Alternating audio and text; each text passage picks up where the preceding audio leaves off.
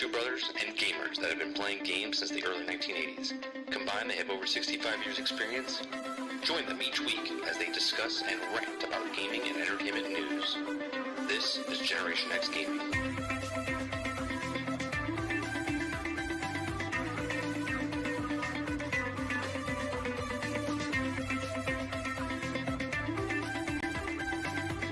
Hello, everybody, and welcome back to another week, another episode of Generation X Gaming, the weekly podcast that goes over a few of the top stories from the past week, and we rant along the way. Oh, I gotta remove that Starfield one. Hold on a second.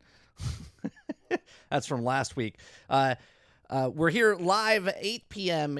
Eastern on Thursday nights as we go over a few of the top stories from the past week, and we rant along the way. Sarge paused this game. He said, "I paused my game to be here." Sarge has been playing Starfield as long as I as well. So on today's show, Sarge, we're going to be talking about why Starfield shouldn't have land vehicles. Okay, we're going to talk a little bit about what we've been playing, so we're going to talk about Starfield. There's a list of things that people are asking for from Bethesda, so we'll go through this list, and because you have over 100 hours, I have over 100 hours, we're going to talk about why, what we think should make it into the game if they do fixes. We're going to talk about Xbox Series S and X selling well in this last 2 weeks of Starfield's launch from September 1st to 76% of Starfield launch doing well. We're going to talk about the Game Pass Core. We're going to talk about Square Enix losing nearly $2 billion in value since Final Fantasy 16 came out.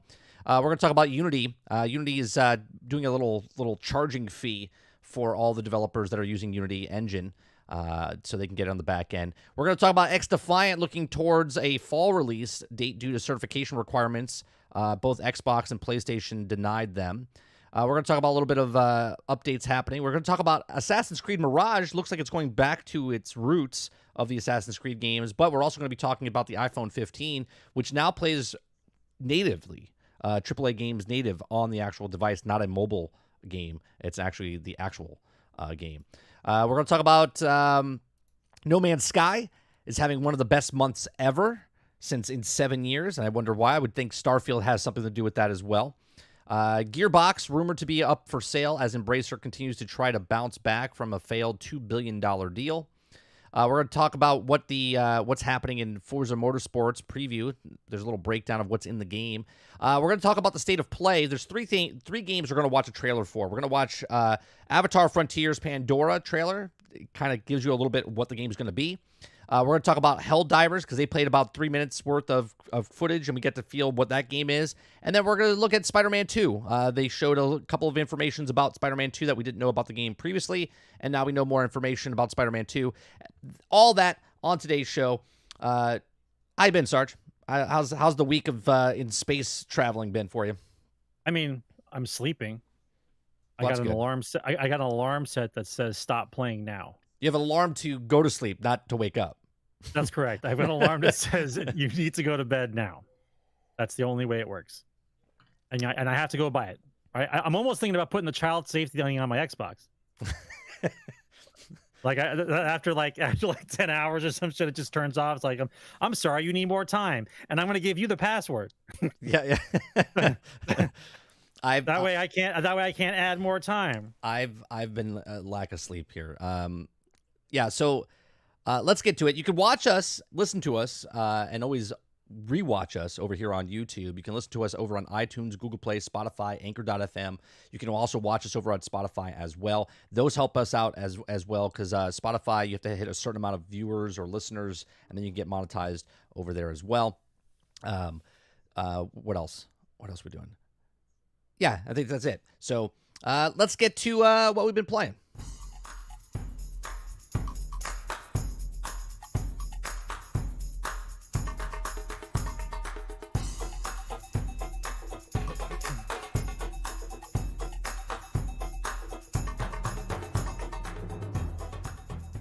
All right.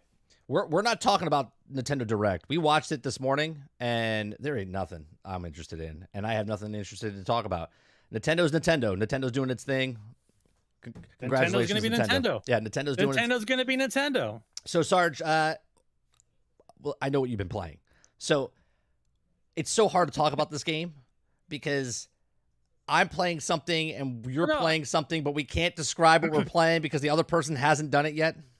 Well, we could talk at it in abstract forms, like for instance, I can say to you, how many free ships do you have?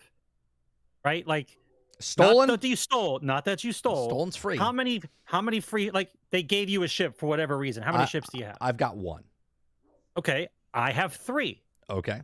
See, so you know that I've done some other things that you haven't done, and the genius about this game, and I'm being very serious about this, is it's so open. Some people are scared about the open because How big it is. You can't.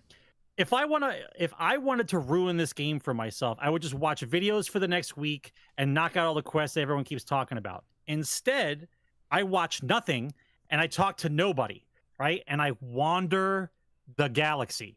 I just wander around. I don't care, right? Like for instance, I thought I wanted to role play, so I got a bunch of Aurora, right? Okay. And every time I got into a fight, right, I took Aurora, right? So now I'm addicted to Aurora. So now I have to keep going to Neon and smuggle out Aurora, or find a way to get Aurora, or make Aurora and get it out of the city.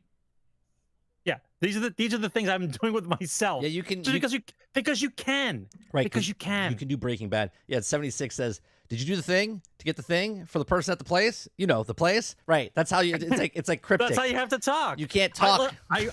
I really don't. I'm being serious. I really don't want to ruin anything for anyone. Yes. Talking about this game is very difficult. It's very difficult. Now, a couple things that you should know, and I'm not ruining anything. These are things that you should know, is that eventually you're going to get quests that say you have to survey a planet. And I know everyone hates surveying planets. Okay. Well, you don't have to. You don't have to. What I discovered is, because I was mad for like a good couple days, I was like, why are there so many spacesuits? The spacesuit I have is the best. What are all these other spacesuits for? And I've learned now there are specific spacesuits to do specific things on planets. Yeah. So you don't die immediately. Like literally die immediately, because your suit, the mechanic that's not talked about in the game is your suit has a defense value towards the elements on that specific planet. And what ends up happening is, if the severity of the planet is above the defenses of your suit, over time, while you're on the planet, it slowly degrades and it causes damage, and you don't really see it right away. If the number passes it greatly, then you get that little alarm and you keep hearing that do-do, and your suit is breaking down. And it happens quicker if the world you're on is under some kind of duress, like it's a storm, a sandstorm, an acid rainstorm, something, right? And your suit degrades. So I started figuring out, okay, so I need specific suits for these specific planets. So now I'm putting together suits that goes with certain planets, and I don't run into this problem. Because before I had a bunch of aid stuff on my ship, right, just to keep eating it because my lungs would get damaged, or I'm bleeding from the eyes, or whatever's going on. I have a question for you. Before you go to a new planet, do you scan it to see what all the stuff is before you land on it, or do you just go there? Absolutely.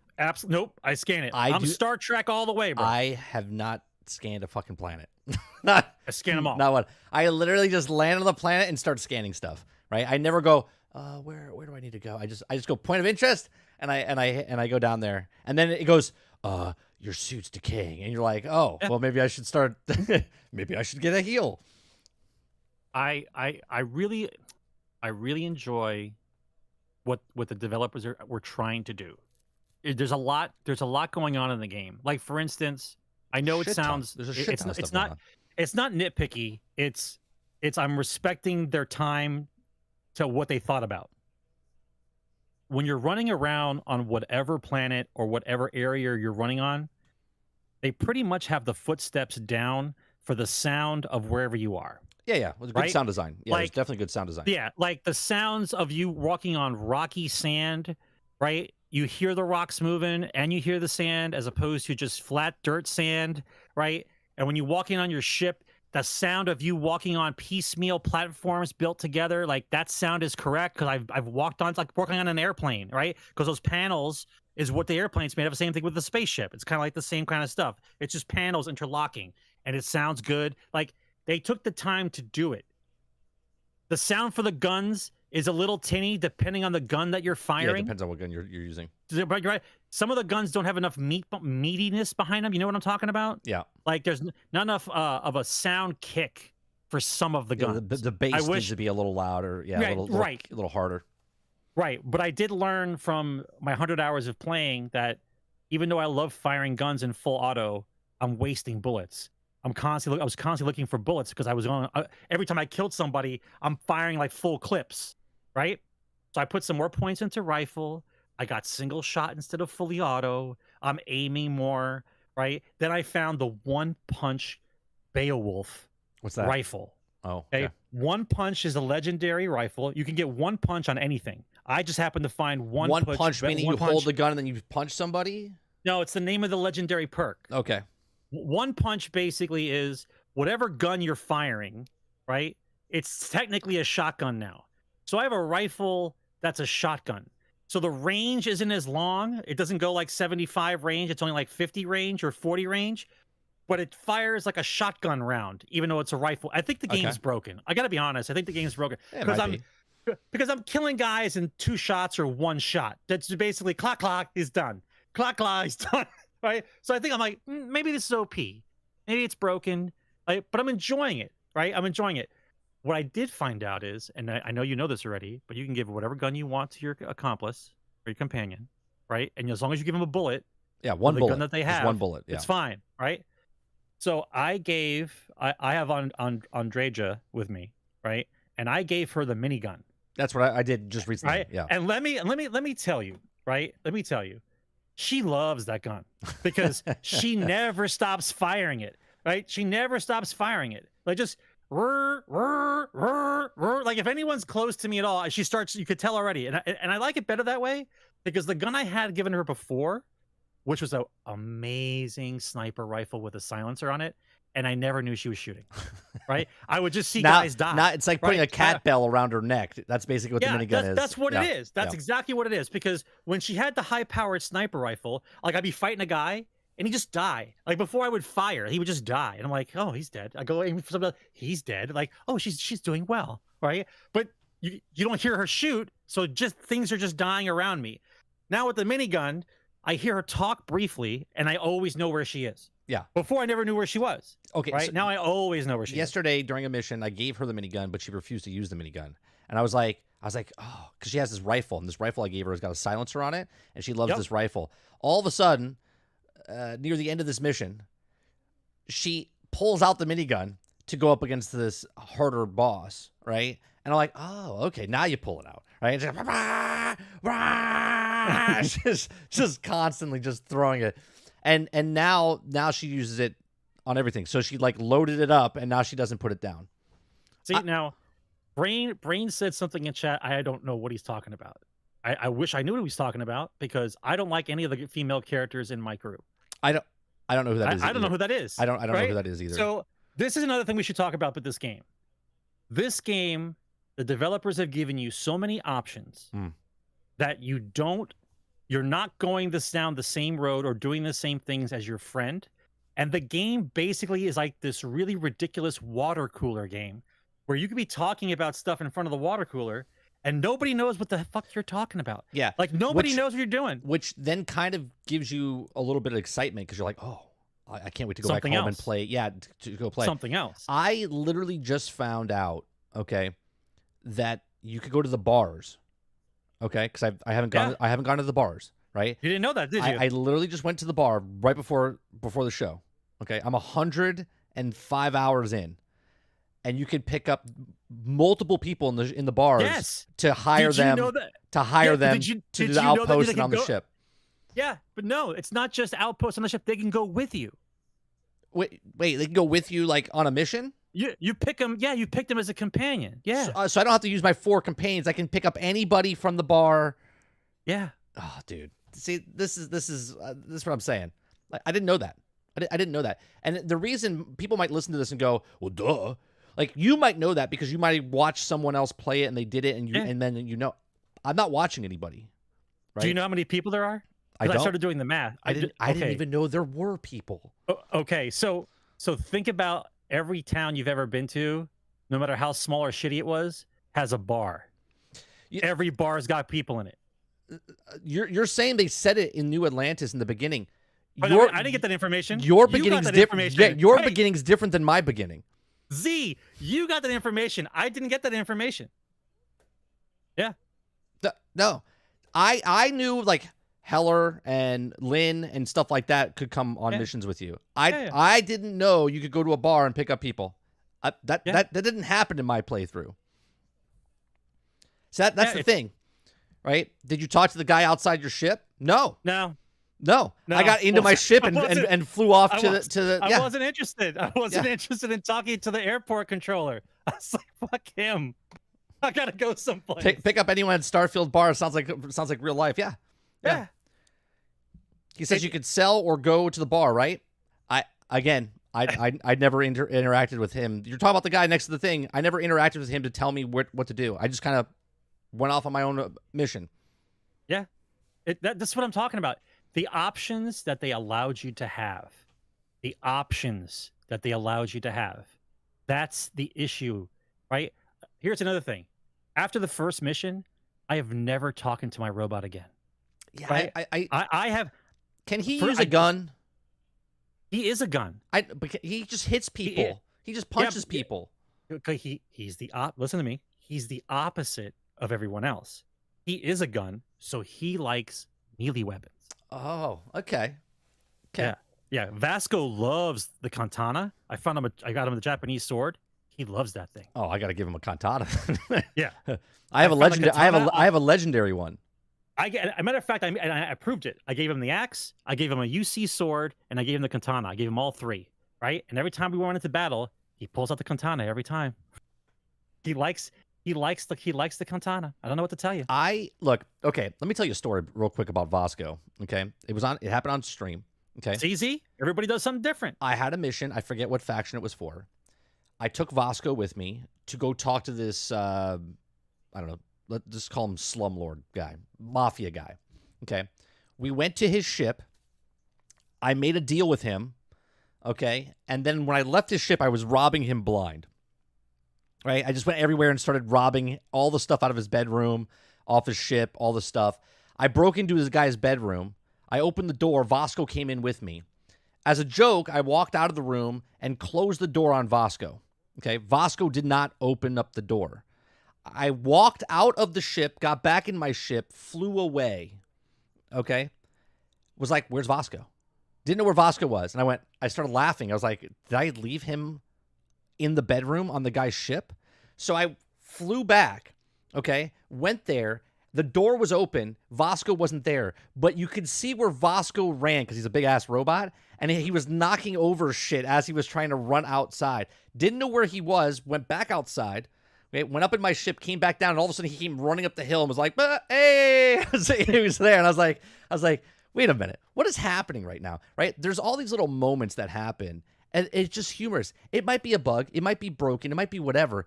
But the fact that he got stuck in the bedroom, and then when he left, you could see the trail when he was trying to catch up to me. He's like, wait.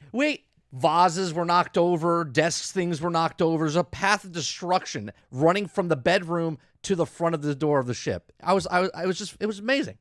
But the fact that the game allows that it's coded that way. That it's a funny gimmick in the background just for humor's sake, right? It just makes it interesting. Is this game boring as hell for a lot of people? Sure. Yes. Yeah, yes. You're playing it wrong. but I'm loving every minute of it.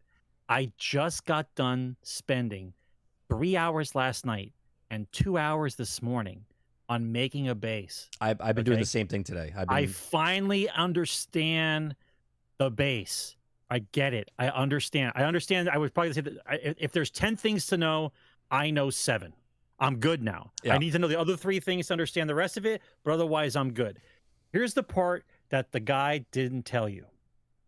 I know the Nerd Planet guy. Yeah, you sent me the was video. talking to There's a Nerd Planet guy, and there's Androphron that everyone keeps talking about. Androphron.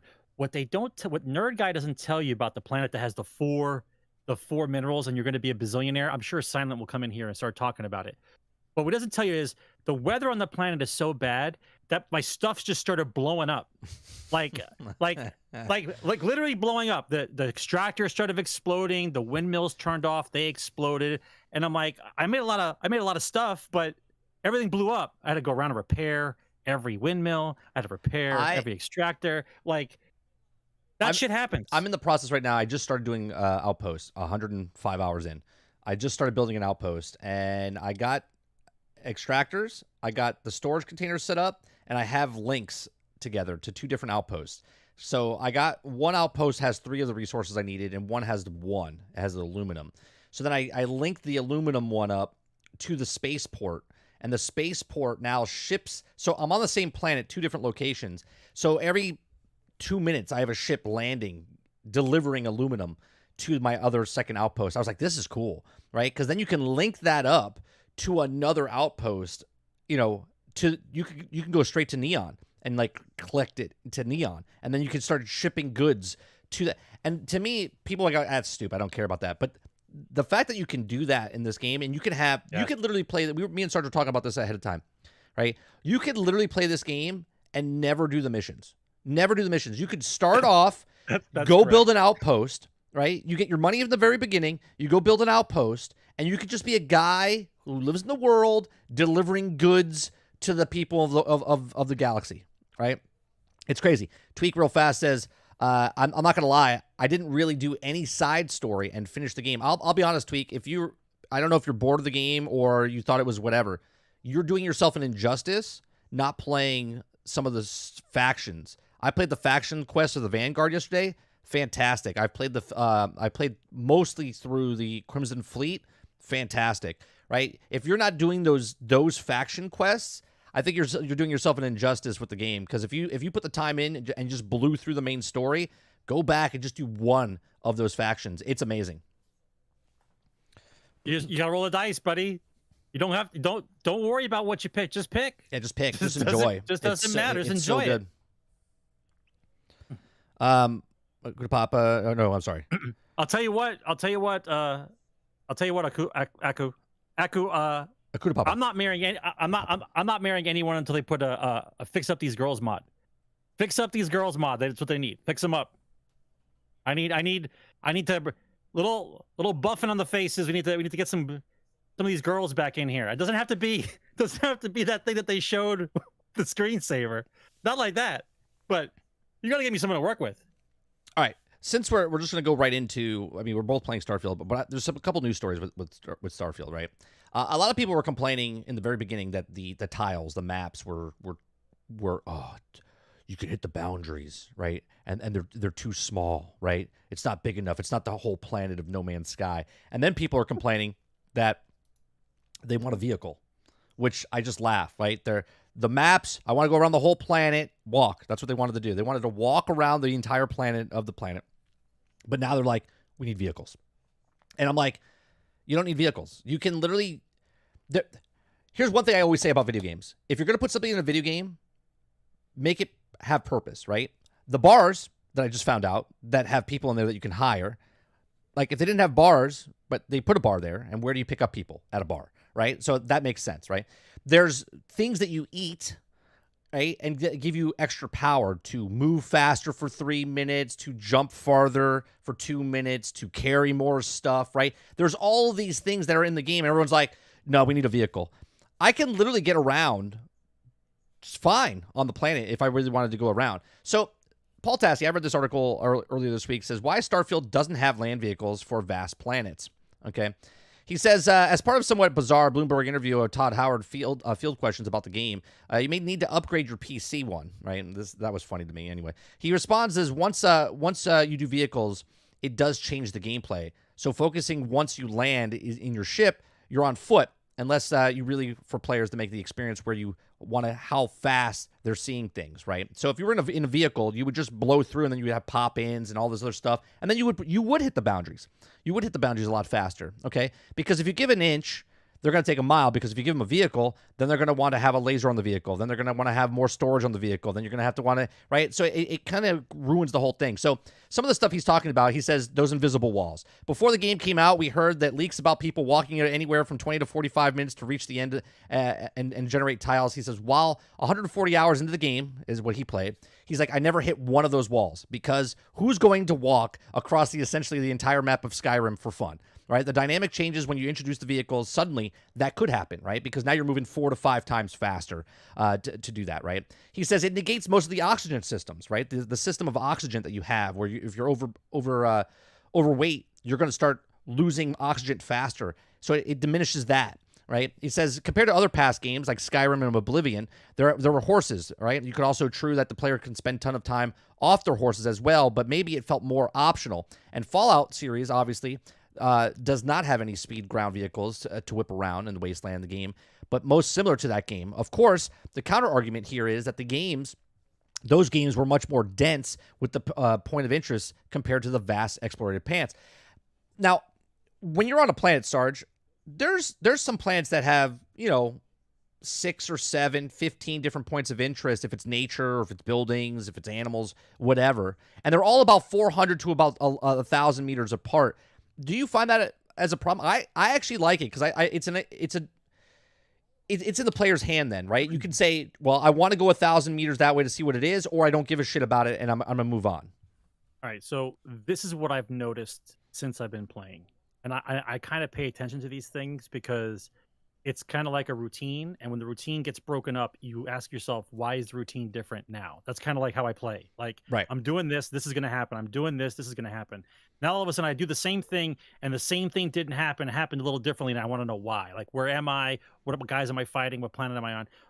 What I notice is the beginning levels of the game, when you land on a planet, as soon as you leave the ship, there's 4 or 5 things all equal distant from your ship, right? And so you pick whatever one you go to, because as a Bethesda game person, you have now been trained over the period of 5 games or 6 games that wherever there's a mark, you go towards the mark. You've been trained, right? You've been trained. This is not your first time doing it. So you see a little black dot, you put your scanner over it, you click it, it says natural. Right. Structure, right. So you go towards that direction. Along the way, you take in the sights, you mine some things along the way, you find some gases, do whatever. And they do that on purpose because the developers wanted you to feel the vastness of space. Yes, it's boring. Walking on a planet that has nothing is boring, but that's what it would be if you were there. Right. They're trying to give you a slice of the reality in the video game, but they give you a goal at the end of you being bored. Right? I got to walk through all this shit with the cutter. Who cares? Give me a truck. I just want to get to that point. But the main part of that conversation I just had is I want to get to that point. So if you are always thinking, I have to get to that point, and when you get to that point, there are like 2 other points now, and they're in opposite directions. So now you have a choice. I'm going to go all the way south, or I'm going to go all the way north. Right? And you keep picking one of those spots until, there's no more spots to pick. Right. And then you fast travel. Hear me out. You don't walk anymore. Right, you can fast travel. Yeah. You fast travel back to your ship, and then you pick a different location to go to, and that's how you do it. Yeah. That's what you're doing. You don't have to run back to your ship. You can literally once you're there, you can just fast travel back. So there's a couple of things, right? And Wrecking Crew says we need city maps for sure. Here's the thing about that, right? It all depends. I come from and I don't know how old you are. I don't want you to put your age in the chat, but I come from a part where if I move to a new city, like I moved to Austin, Texas, 10 years ago, and I didn't know anything around the area. You know how I learned? I drove and walked the city to know the streets and that back alleys and where people go and how do they. I learned the city. And how did I learn the city? By actually going to the city and like learning. Grand Theft Auto, San Andreas, Liberty City, Vice City, there was no local maps. It was just a map. It didn't tell you anything that was on the map. You just drove around. You knew where the car places were. You knew where the buildings were, because the more you played the game, the more you learned the game, right? Repetition. But I do hear there is a local map program. I forget what it is. You guys know it in chat. You guys told me about it. You can go online if you have a third screen or your phone, or you could bring it up, and they have local maps of the areas. But the more you play this game, the more you find out, yeah, you're lost. Like, I go to Aquila, and I don't know where the gun store is. I don't know where the resource thing is. But now I do, right? Because I've been in that town so much, selling stuff and doing things and going to the places. You start to learn it. But if they want to put a local map in, sure, it'll help. But you're going to learn the places eventually because you're playing the game anyway. Okay, so you do realize that inside New Atlantis, there's signs. There's signs. The signs are 40 feet across. Yeah, they're big. I can see the Outland store from the beginning zone. I see Outland written. The sign is 50 feet wide, right? However, outside of the starter city, like in a town of Aquila, you notice how the signs are smaller. It's like a more realistic, dirty town. Everything's on top of each other. So you really have to like walk around the alleys, look around, see where the stuff is, right? You have to look where the stuff is. The signs are more dirty and dark.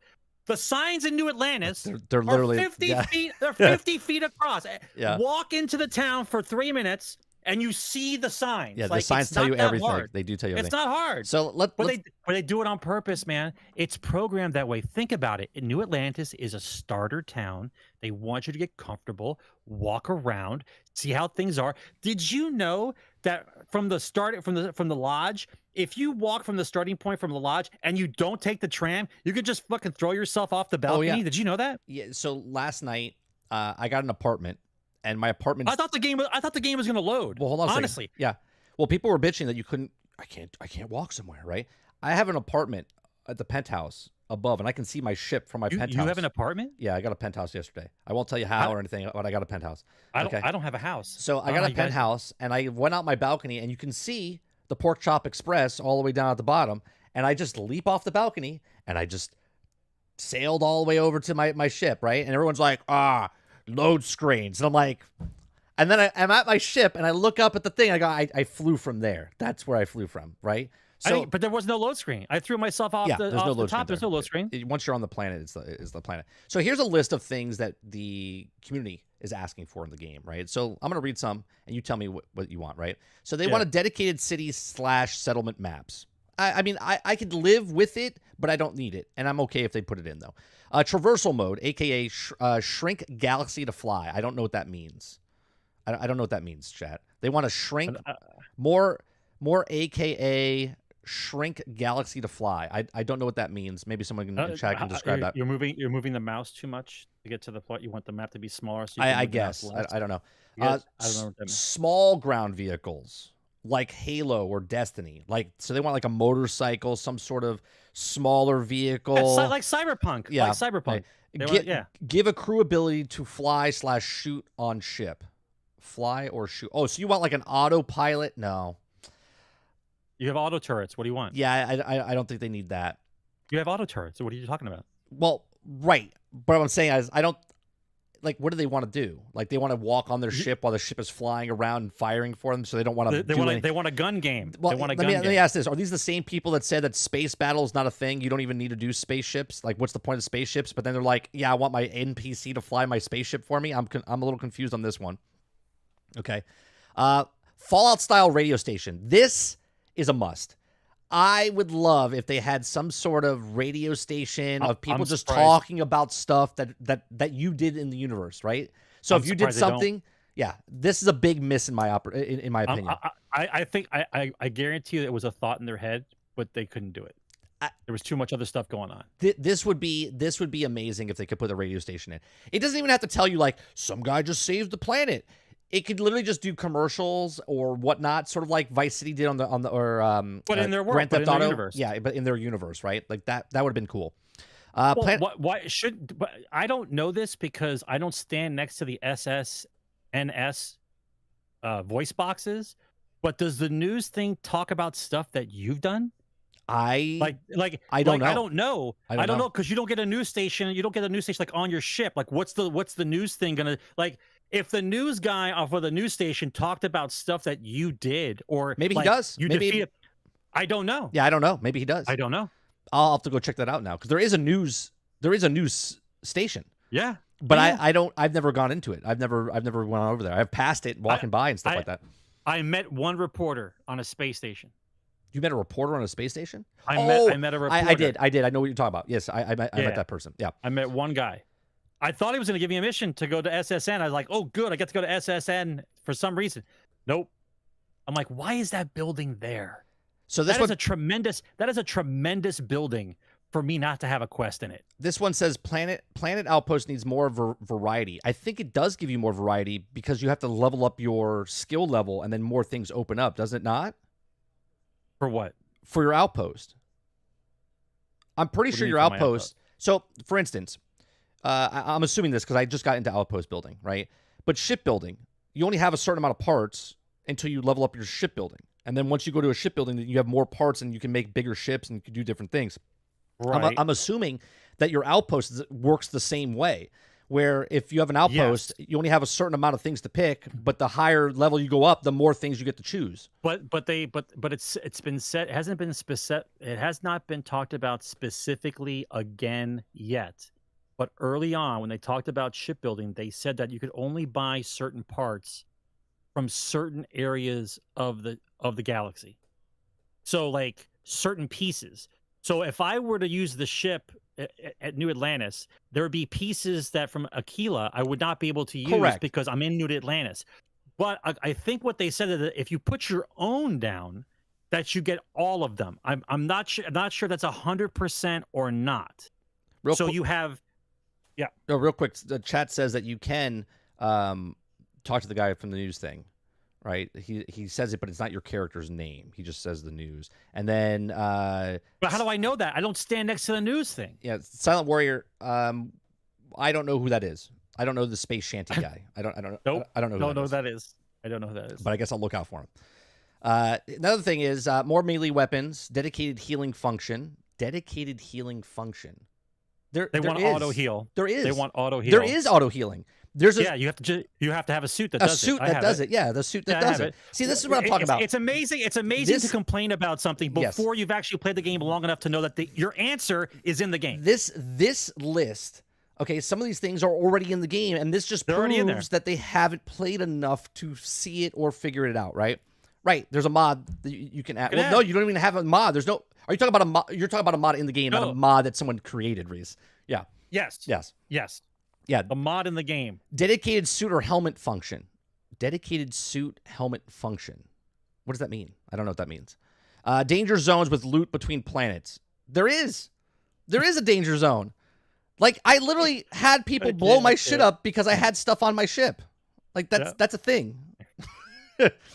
Add ship layouts in Builder. Add ship layouts in Builder. Oh, they want. I think what they're saying is like if you build a ship. No. Like if you build a ship, then you can put like blueprints or load them up on the web for other people to download or whatnot. Yes. Separate and add miscellaneous junk inventory tab. There is a miscellaneous tab. I sometimes I just can't, bro. I can't. Add item lock feature to prevent selling. I agree with that. There should be a lock. I mean, if there's a favorite, why isn't there a lock system? There should always be a lock on an item. Yeah. At this point in time. Always. Centralizing outpost storage system. There is. So at least what I'm understanding here, right? Centralized outpost storage system. If I build an outpost, I can build multiple outposts, and then I can have those outposts all come to one outpost because the ship will land and deliver stuff. So again, this is a person that doesn't know what they're talking about. That's correct. Add item comparisons. This is in the game. Comparing items is in the game. There's a button that says There's literally a button that says compare at the bottom of the thing. Moron. Yep. Okay. Where Radiant NPC schedule system. What? Where Radiant NPC schedule system? I have no idea. Overhaul new menu inventory UI. Sure. Overhaul in-game economy. What? I think people are complaining that there's not enough money at the businesses, right? Because they're playing as a game. Right, they're playing the game as a game, which they should. Because you're trying to break the game. You're trying to break the game. Correct. To break the game. You're trying to break the game, so they want more money, so they can get more money faster. I have an answer for you. Build an outpost. Build an outpost. You won't have any problems. You'll make as much money as possible, and you can go and sell it where your heart desires. Yeah, but you just wait or sleep, and then you just resell. Right. That's all you have to do. Like you're trying, like your complaint is you're trying to break the game. Bethesda allows you to break the game, but it says here's a little timeout in between. Right. You're complaining because there's a timeout on you breaking the game. That's a complaint. Right. Right. So you're allowing me to break the game, but I'm complaining that the speed of which you allow me to break your game is a problem. I'm writing that down. Right, but I don't. the way they look at it, and I know it's a video game brain, right? But when you open up a store, right? When you open up a store, you're not putting $1 million into your register.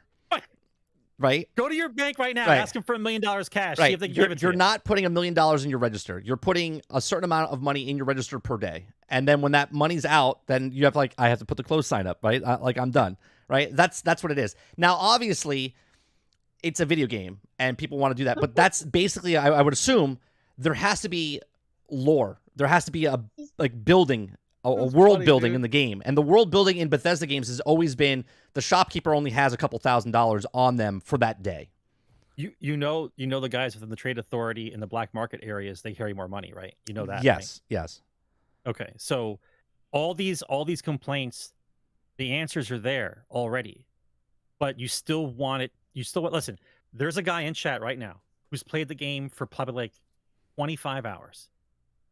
He has $6 million. Yeah. Slows in there. I've been playing for 100 hours. I've got 650,000, and I don't know how he got 6 million. And he goes, Outpost, bro. Outpost. That's all he kept telling me. Outpost. Yeah. I'm like, okay, I guess I'll just work harder on Outposts. I just built more Outposts. I'm working on Outposts now. Because with $6 million, I said, what are you flying? He goes, I don't know. I only have $4 million left. And I go, you only have $4 million left? I said, so what did you buy? What are you flying for $2 million? He's like, I have a badass ship. Yeah, Class C. He's got a Class C ship. It's a $2 million ship. Yeah. It's madness. So the game allowed but is that not fun enough for you to be able to break the game and buy a $2 million ship and fly it around? I'm sorry. Are you not entertained? There's skills though. The more you level up stuff, and then the suits that you wear, and then the factions that you join, they give you discounts and they give you more money as you do stuff, right? So there are things that help you get more money as you do stuff. So that's already a fix in the game because it's part of the game. It says here, put Digipix in a new inventory tab. Why? What? Why? Because everything in the miscellaneous. Because he likes to sell all. Yep. He likes to sell all. That's fine. And he doesn't lock it. There's no lock. Right. There's no lock. There's no lock. There's no lock. If you put a lock. And so he keeps selling it back. He gets rid of it and then has to buy it back. And it's annoying for that one person. I understand. I got it. Yeah. Just if you put a lock tab in, it fixes the problem. Yeah. Like the lock picks weren't in the same spot for Fallout the same way. Here. Same deal. Here's a very specific thing. Allow us to open doors in scan mode. There's got it. I got it. Yeah, you know. I got it. Yeah, because when you're scanning certain things, I got interchangeable weapon and suit mods. Interchangeable. There's down on the D-pad and pick the thing you want to use. No. Interchangeable meaning like if I build this mod for this weapon, then I should be able to move that over to the other weapon. Like you see what I'm saying? They're saying they build one mod, and then when they find a better gun, they can just move that mod over to the next gun. You just put the mod on the gun. You have that mod. You just put it on the gun. But if it's a different mod, I don't think you could put. Take it. It has to be the same type of gun. It has to be the same type of gun. You take it off that gun and you put it on your gun. Correct, but it has to be the same type. Like you can't take the sniper mod that you have on there and then put it on a pistol. But when you unlock it, you're unlocking for the class of weapon you're using. Yeah, correct, Mo. Just build a new mod. Right. Just build another mod. Right. The reason that you go out and explore and get resources and go buy stuff. The reason. No, you got to make it again. New materials needed. Yeah. But I agree with that. I don't think you should be able to just move the stuff over. You made the mod. You made the mod for the rifle. The mod for the rifle doesn't go on the mod for the pistol. Correct. But even if it was the same pistol, you can't move that mod over. It's the individual guns have their own individual mods. So what you're saying is, if I build a long scope and I put it on a rifle, if you have two sniper rifles, you can't move this mod over to this one. Then I take the scope off that rifle and just pick a different rifle. I don't have that scope already made. I'm pretty sure I do. No, because when you go into your building, I haven't done any mods yet, but I've looked into it. When you click on a gun, it has mods and stuff for that, and it's just for that gun. So if for that type of gun. No, for that gun. for that gun. For that gun. Yeah, for that gun. Okay. Yeah. Okay, explain suit protection better. It literally says on the description, thermal. It says for fraud. It says literally for certain suits, it tells you what the stuff is. But that's something you figure out from playing the game. Like I realized that a factor you need your number. I'll give you a good example. Like the number for thermal, right? I had probably a thermal defense of like 50 or 60. And when I was on one of those extreme weather planets where it was really cold, it still wasn't enough. Over time, I would take damage. Right, because you have to put mods on it. So that means that from that trial, I know that I have to get at least over 60. Right. For thermal on that planet. But that means it's trial and error. Yes. It's trial and error. Yeah, and then you have to put mods on your suits. It's okay. It's okay to not for have there to be everything. a little bit of wiggle room in a game where you actually have to figure something out instead of everybody holding your hand and telling you the best thing to use right now, best bullet, best gun, best suit. And then what if I did find that out? Then I wouldn't use anything else ever. Right. I would just use the best thing told, and then I would never try out anything else. What's the point of that? It's called boring. Yeah. Right? Give me a little wiggle room. Let me figure out how to use some of the equipment in the game. Let me play the game. Let me go to the next one. It says, let us preview the HABs in the shipbuilder. This is a big one that I think they need to add. When you're building a ship, you can't look on the inside of the thing that you're putting. It says like science or captain's quarters and stuff. How much crap is in here? Like, what does it look like? I want to know what the interior looks like so I don't have to back out, walk into the ship, see what it is, walk back out, go back to the thing. Like, just show me what the inside looks like. That's a mod. Yeah. That's a mod. We'll fix see it soon. We'll see soon.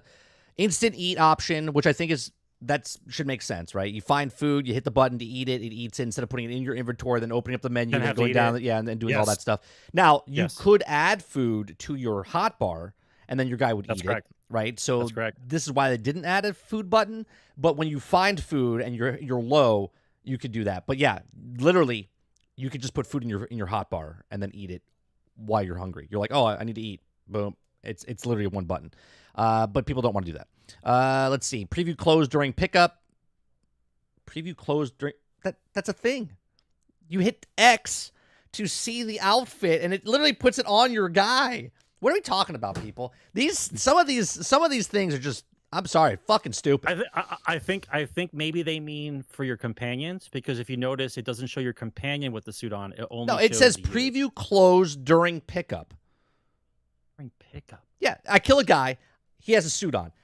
I look at the suit. I click it. It says what the suit is. It literally shows it on my guy. Like, you just highlight it. It just shows it on your guy.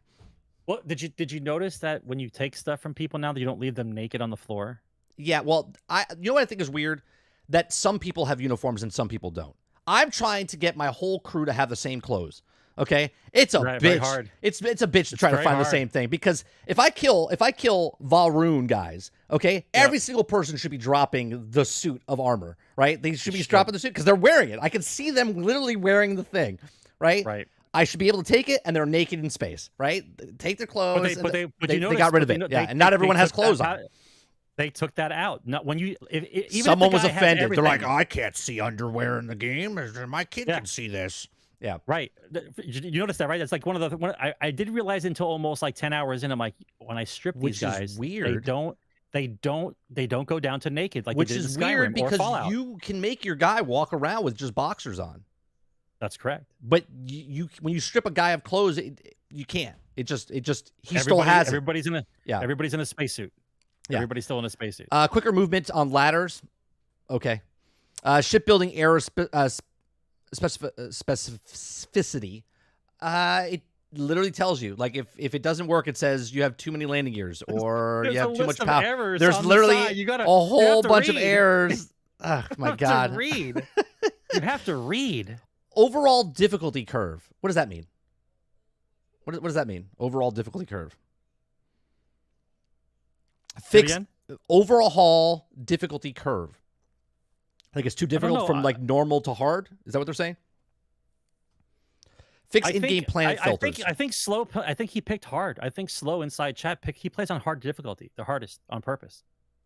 Ask him. Why New Atlantis trees look bad. Okay. All right. They got nothing. Bro, they got nothing. Did you guys see that sidewalk? Sidewalk pixelated, man. That's it. They got nothing. Here's how you know legitimately if it's an actual problem or just your personal pick on it, right? If what you think is a problem, like an actual problem, but somebody else never mentions it and says something else is their problem, then it's a nitpick for you. It's not an overall, this is a problem with the game. It causes problems. This needs to be fixed. There's a lot of that, right? Not opening a door in scanner, I could probably say that's an everybody thing, right? Yeah. But all the things that you keep bitching about, that only you bitch about because it's an inconvenience for you, not because it's broken. Let's remember how bad Cyberpunk was when it first came out, and yet everybody bought it. There's literally 15 things on this list that are already in the game. The things that people submitted to add to the game, 15 items that I at least know, are already in the game that people just don't know, don't read, don't realize, don't like this.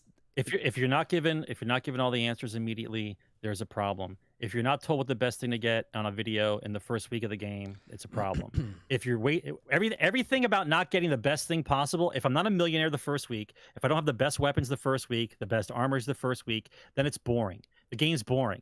So you not learning the game, you not wanting to play the game, you not even buying the game. You are playing a game that you did not buy and trying to rush through the game that you didn't buy because you think it's boring. I don't understand. You understand the mental faculties you have to have in order to ruin something for yourself that you didn't buy. I don't get it. I don't know. I don't get it. We're going to move on. The next story is Xbox Series S and X UK sales jumped 76% on Starfield launch. Bethesda RPG and new 1 terabyte Series S model delivered the best week of 2023 so far for Xbox console sales. All right, so this is in UK because they still keep track of this stuff, right? So 76% of people over in the UK, it's up, but we don't know what that number is. Like, we don't know if it sold 1,000 and then now it sold 1,760. You know what I mean? Like, we don't know what that is. 70. When they read off a percentage like that, what they're saying is normal sales for this time of year. Sure, is what 1,000 people buy it. Everybody goes by the week that they're on for every business does this. Sure. What did we do last year this week? Right. So what they're saying is last year this week we did this number, and because Starfield was out this week now, sales for the systems are up 76% than they were last year. So that could be 76% is a lot, but if there was 100 people bought one last year, right, then that means 176 people bought one this year. Yeah. Yeah. So we don't know what the number is. Substantial. That's substantial. But it went up because Starfield's here, right? So that's what they're alleging. They're alleging. Well, no, it's not alleging. Because of Starfield. They know. No, it's the week of Starfield. Like the week of Starfield, the sales went up on Xbox. So nothing else came out. I don't think anyone's buying an Xbox the week of Starfield to not play Starfield. Then I'll agree with it. Yeah. All right. Let's go. Another cool thing, what's happening here is No Man's Sky is having one of the best months ever. Now, leading up to Starfield, right? I've said this all the time, right? Like if a show of space comes on, you want to play a space game, right? So I thought Sean Murray did a really smart thing here. He did an update recently, like literally a week before Starfield launch early access. They dropped a new race inside the game, like a whole new ship stuff and all this other stuff. And I went, this is smart, because people are like, oh man, Starfield's coming out, space, let me go check this out. And then the people that are not interested in Starfield, which is everyone that on PlayStation, right? Everyone that had a Switch, anyone that's doing virtual reality, Hello Games is like, let's put this out with the update, and it worked out for them. This is the best month they've had since launch, okay? Which is pretty insane. Now, again, we don't know the sales numbers, okay? But it says best month in years, over 7 years after its first launch. Best month in years, okay? Meaning that the people that maybe they just want to shit on Starfield, they don't want to play Starfield, but this is it, man. Like, if you have a space game and other space games, I bet you Elite Dangerous went up in sales. I bet you Star Citizen went up in sales, right? I bet you all of these things went up because they're like, you know what, that looks good. You know what? I'm going to go back and play this game, or I'm going to go do this and maybe I'll try. Because you're thinking about sci-fi and space. Yeah. That's right. So That's how that works. Good for Hello Games. Good for No Man's Sky. Good for all the sci-fi. Yeah, it's a good time to be a sci-fi fan in video games. So that's that. We're gonna stick with Xbox.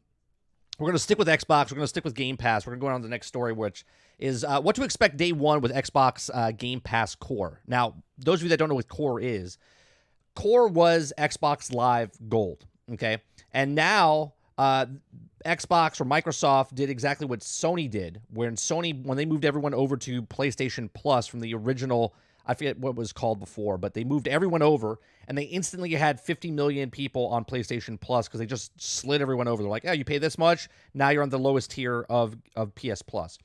That's what Xbox is doing now. Microsoft is like, hey, that's a good idea, Sony. So we're going to take everyone that's on Gold, which was, I think, I forget, I could look it up, but I think it was like 10 million or 20 million people that were on Gold. It had to be everybody, because if you wanted to play online, you had to have it. Well, not everyone, because a lot of people that have Game Pass, that was already included. But now they've taken everyone that had just Gold. They didn't want Game Pass, right? Now they have Game Pass. They moved them over. So that number is going to go up. PlayStation Now. Thank you very much, Jesse Mack. All right, so it says we're almost here. Tomorrow, excuse me, we're excited to bring the life to updates of Xbox Game Pass Core. It shared last month that this is our latest evolution of the previous known Xbox Live Gold. Same great online experience, new name, and added library of games. So it's not the full library of games, right? So memberships would come with more than 25 high-quality games. I think it's like 36. The thrill to share will be up to 36 games. There you go. 36, and Xbox X and S and Xbox starting tomorrow.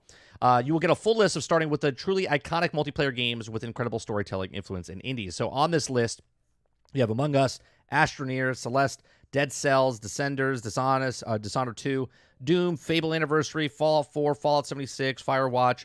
And this is smart, right? Because if you come into Gold, they put Fallout 4 and they put out Fallout 76 on there. I wonder why, considering Starfield's out there now, and it's sort of like Fallout in space. So they put that there, right? Forza Horizon 4, Gang Beasts, Gears 5, Golf with Friends, Grounded, Halo 5, Halo Wars 2, Hellblade, Human Fall Flat, Inside Limbo, Ori, Overcooked, Payday 2, Power Wash, Psychonauts 2, Slay the Spire, Spitfire, Stardew Valley, State of Decay 2, Sublimal, Elder Scrolls Online, Teenage Mutant Ninja Turtles, Shredder's Revenge, Unpacking, and Vampire Survivor. Some good games out there for people that are just coming in at the low tier. What I find interesting, and we talked about this long ago, why does Xbox and PlayStation charge you a yearly fee to play online? And we said, and I always said it was bullshit. It was just another way to collect some money from people on an annual basis, right? Just to see how many people are on. So now what you're telling me is, I used to pay for Xbox Live and then pay for Game Pass. Now all of a sudden, we don't have Xbox Live anymore. It's just Game Pass now. So what you're saying is the money I was paying this whole time, they didn't really need. No, they were just getting it from you because people were. They were just getting it from me, right? Because you're missing out on that money now because you were getting the $60 from me plus Game Pass money. But now you don't need the $60 from me anymore. Game Pass is enough now. Do you see how that kind of works? Yeah. How ridiculous. And everyone will say, oh, it's because of the servers, Sarge. Because of the servers. They have the server. Okay, so the servers needed $60 per person a year. And then with Game Pass, $10 a month. So that's $120 a year. So now you don't need that 60 anymore. You just need the 120.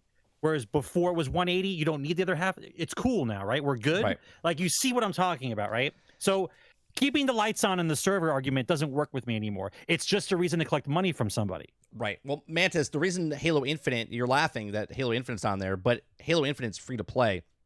The multiplayer. Hey, Mantis, I played his mission finally. Yeah. So Halo Infinite's multiplayer is free, sort of like Fortnite and any other free-to-play game. So as long as you have Xbox Core, the lowest tier, you have online access. And if you have online access, you can play those free-to-play games. Okay? Halo Infinite itself, that's on the next level because they want people to... I mean, it's a free game, right? Well, not free, but it's a AAA game for them. So if you want to play Halo Infinite, the single-player version, then you would have to go up the next level. That seems fair. You know what I mean? Right, it's still $60. No, right, Mo, it's still $60, but what he's saying is that before you had to pay for Gold and this. Now you're just paying this, and it's part of this, right? So for the longest time, there's literally people still paying for AOL, right? AOL's not telling them. They're like, yeah, we're still collecting the money, right? You don't need to pay for AOL. But older people are still paying for AOL because that's just what they did. And AOL's like, yeah, we're not going to tell them. Right. Right. So I think it's a good deal. And then obviously the reason they're doing this is because I don't know. Let me look it up. What is the number? Let's see.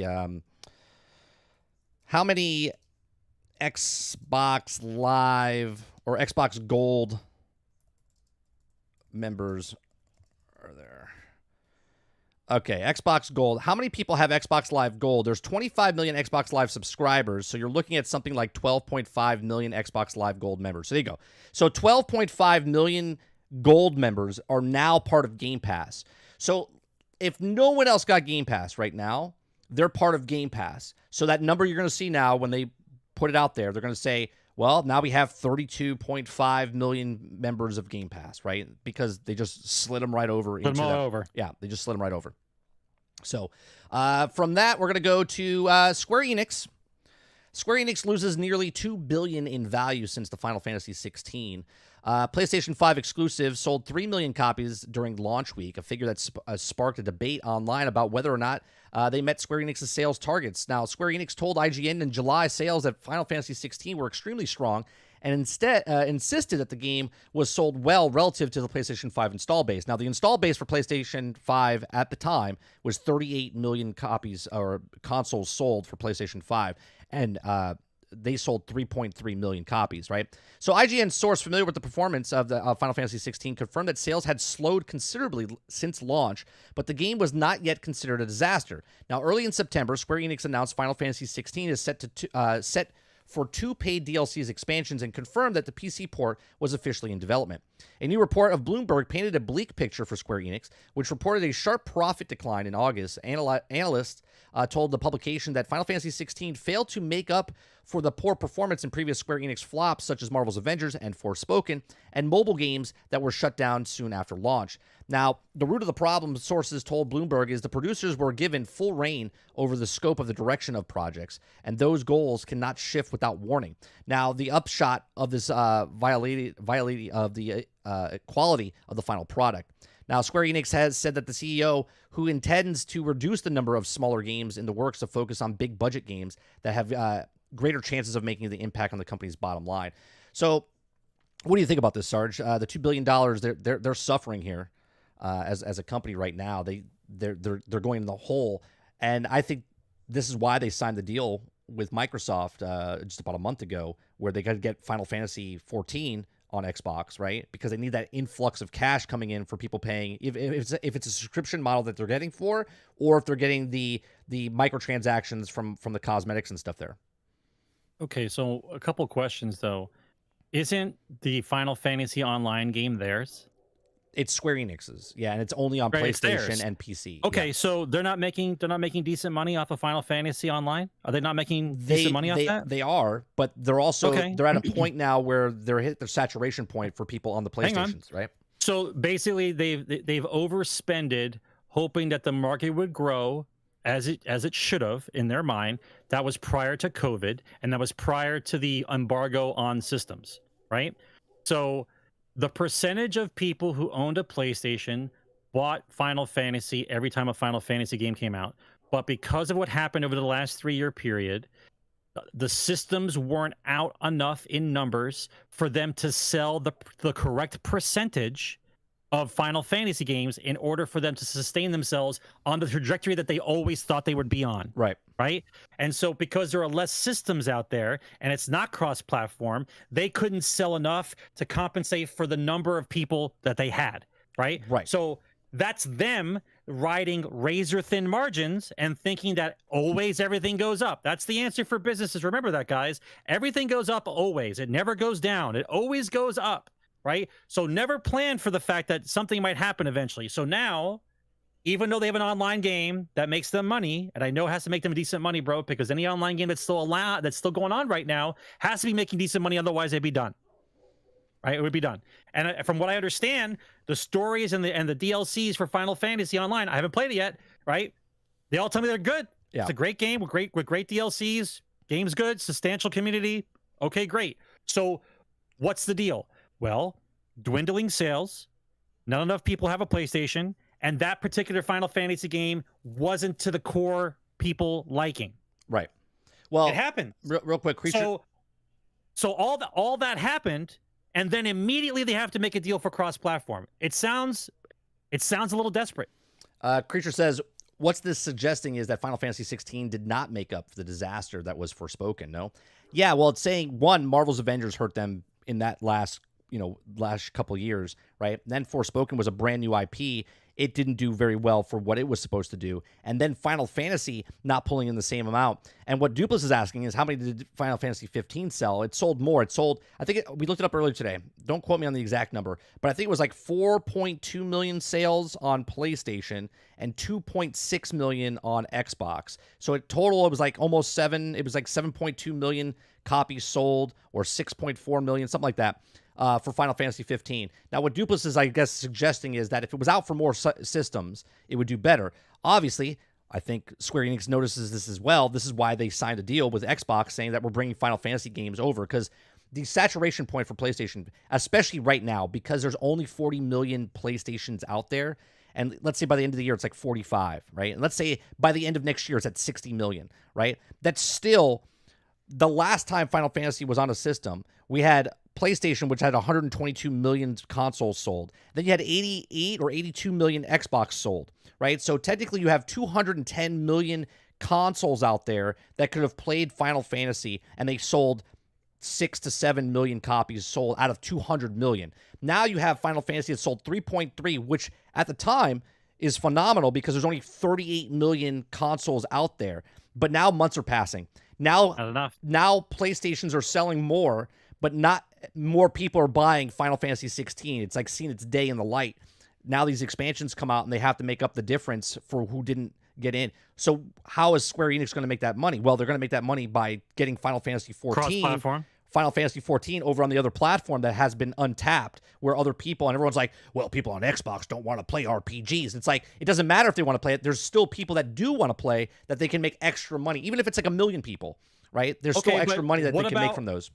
What about the money that Square Enix gets for being on PlayStation exclusively? Doesn't that cover the fact that they're not on two systems? Right. Doesn't PlayStation give them some kind of premium because they're not on any other system? How does that work? See, the part that I can see there might be a crisis on some level because of bad games like Forspoken. I get it. But when you all of a sudden you're writing these razor thin lines where one game does bad, it's horrible. Oh, the second game didn't sell well. Oh, we're in the toilet. We got to make a deal. Well, how much were you really getting from PlayStation to only be on PlayStation then? What kind of numbers are you guys pulling in that if you're only selling 10% of your console base that likes Final Fantasy, and in the past, that's the number, right around 8.5, anywhere between 8.5 and 10% of people who own a PlayStation usually buy Final Fantasy. So if that's your number throughout the history of the game, then why now you guys couldn't make it? So by you, well, here's how close they are to good, no good. So if you were receiving enough money from PlayStation to compensate for being a console-only exclusive, and normally you would sell 6 million on PlayStation, but now you only sold 3. So 50% less than what you would normally sell puts you in the hole after one bad game? Sounds weird to me. Yeah. It sounds weird to me. I think it would have been a complete, obviously with COVID that happened and the shortages of consoles that out, because right now PlayStation 5 could probably have more. They could probably. I think it was a bad decision to have Final Fantasy 16, even though it looks great and everything. I think it hurt them big time to take it off of PlayStation 4. If they had the crowd from PlayStation 4 and PlayStation 5, I think this would have made 5-6 million copies sold, and I think they would have done it. But I don't know the books, right? I don't know how much it would have cost them to port it over to PlayStation 4. If they had two systems, they didn't have to go over to Xbox. If they had the 122 million consoles there, and then they had the 40 million over here, we're talking about 160 million consoles out there. They could have sold 5 or 6 million, and they probably wouldn't have been in this disaster that they're happening. But here they are, 2 billion in value since Final Fantasy 16. They've lost. So we'll see what happens with Square Enix going in the future. Next story we're going to talk about is Unity rushes to clarify the price increase plans as game developers are fuming. So developers spoke throughout the day, delaying their games to switch to rival Epic Games' Unreal Engine to other services on X, the other platform formerly known as Twitter. But they eventually, Unity executive Mark Whitten was updating Axos on the policies, potentially diffusing some of the concerns raised by the game creators. Now, the details of runtime fee announced on Tuesday morning to tie to players' installations of games of action that previously didn't cost developers anything. So with Unity's new plan, developers who use Unity free tier of the development service would also owe Unity 20 cents per installation once their game hits a threshold of 200,000. Downloads and also earn $200,000 in revenue. Developers paying over $2,000 a year for Unity Pro plan would also have to hit a higher threshold and would also be charged with a lower fee. The new fee system will also begin at the start of 2024. So a lot of developers, Sarge, right now, we're just doing a quick glance over of this, right? A lot of people, I can bring actually the chat up. A lot of people that are developers are like, what the hell, bro? Like, we picked your thing because we like working with this engine. We like the way that it was fee. And now all of a sudden you're charging us an additional $20,000 or $40,000 because now, we're making this. And just, they're trying to push it over. They come back and say, well, we're not putting it on you. It would on streaming services. Here, let me bring down the streaming service. It said they would actually charge it to Xbox, right? So or PlayStation. So if you're a small independent developer, and now you have this upfront cost of an additional $20,000 or $40,000 or $100,000, whatever the price is for your sales, they said, oh no, we're not charging you. If it's a subscription model on Game Pass or PlayStation Plus, we would charge Microsoft. Now, I don't know about you, but I think Microsoft and Sony would look at this and go, wait a minute. So people that are using your Unity engine, now we have to pay more? Because they already paid whatever it is to get them on Game Pass or PlayStation Plus, right? They're already paying those developers up front for that money. And then now that money is not going to them because that money will now be going to Unity because they're charging an additional percentage, right? And they clarified afterwards. So I'm one user, right? I'm one user. So if I'm, what's it called? If I'm using the thing where I download it on my iPad or I download it on my PlayStation, I download it on my PC, I download it on my Xbox, all of a sudden now that developer is getting charged 3 times from one user, right? Well, that's also different. And they're like, no, it would only be, Trust me, bro. Trust me, bro. That's all I keep saying. Trust me, bro. Let me tell you, that's greed, plain and simple. Yeah. There's no other way to look at that. Somebody thinks the numbers are too low. They're trying to raise it up. And with all the stuff going around that people are charging for services here and there, Unity thought that they could charge for a service for themselves. That's all this is. They're charging. Now they're just raising the prices. Greed. It's greed. Yeah. So this is going to be interesting because they're backtracking big time, right? They're running backwards now. They're like, no.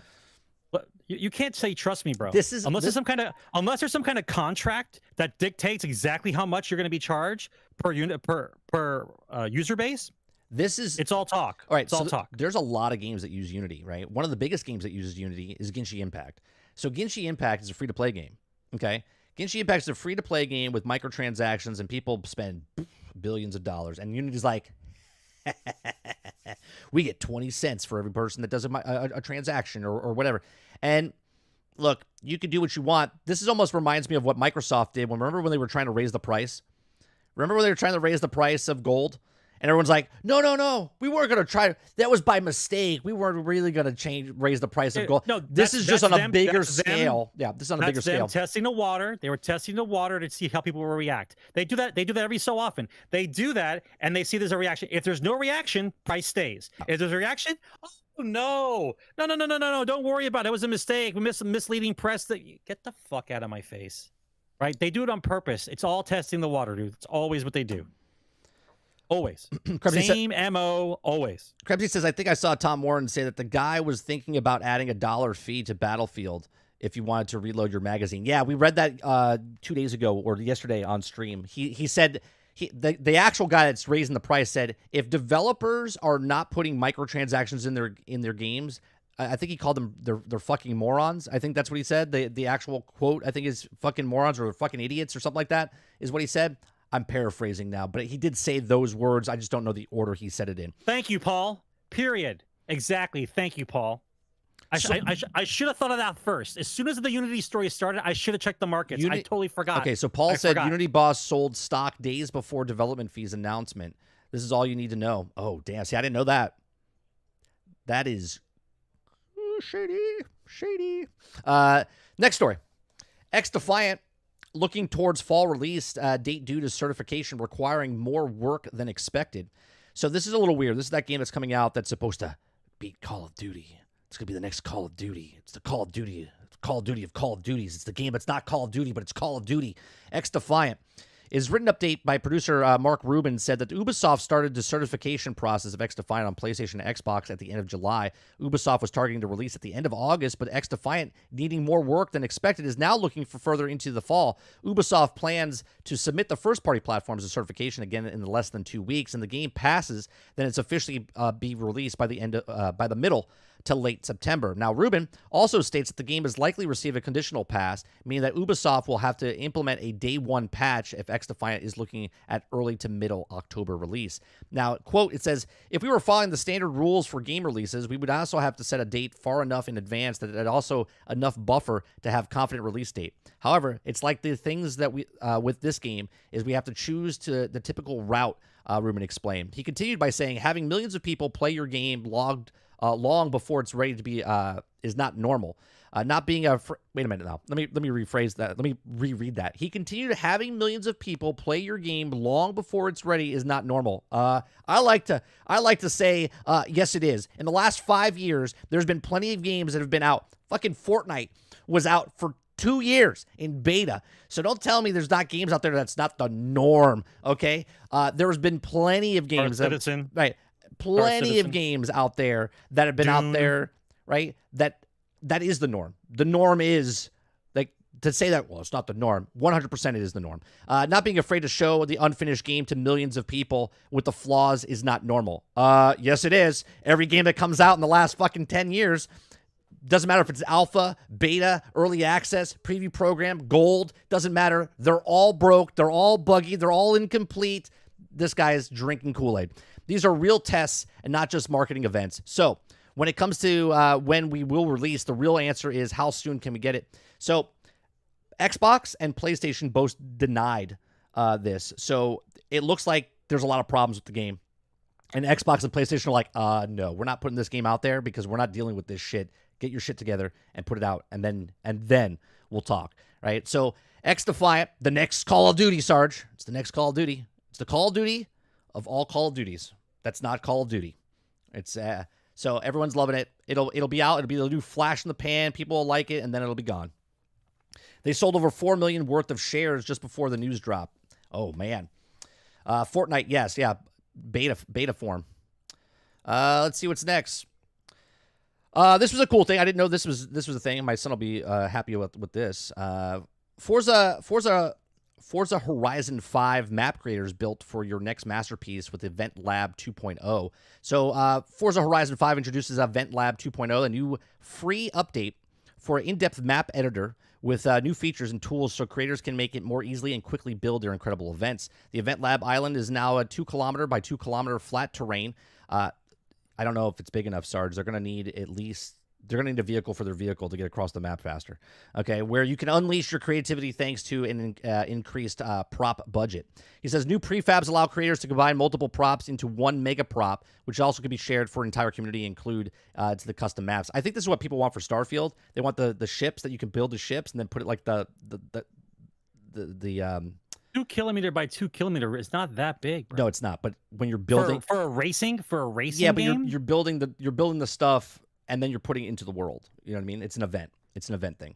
I get it. No, 2 kilometers by 2 kilometers. The map that you're running around in is 16 by 16 or 17 by 17 kilometers, right? So it's still at 4 miles, right?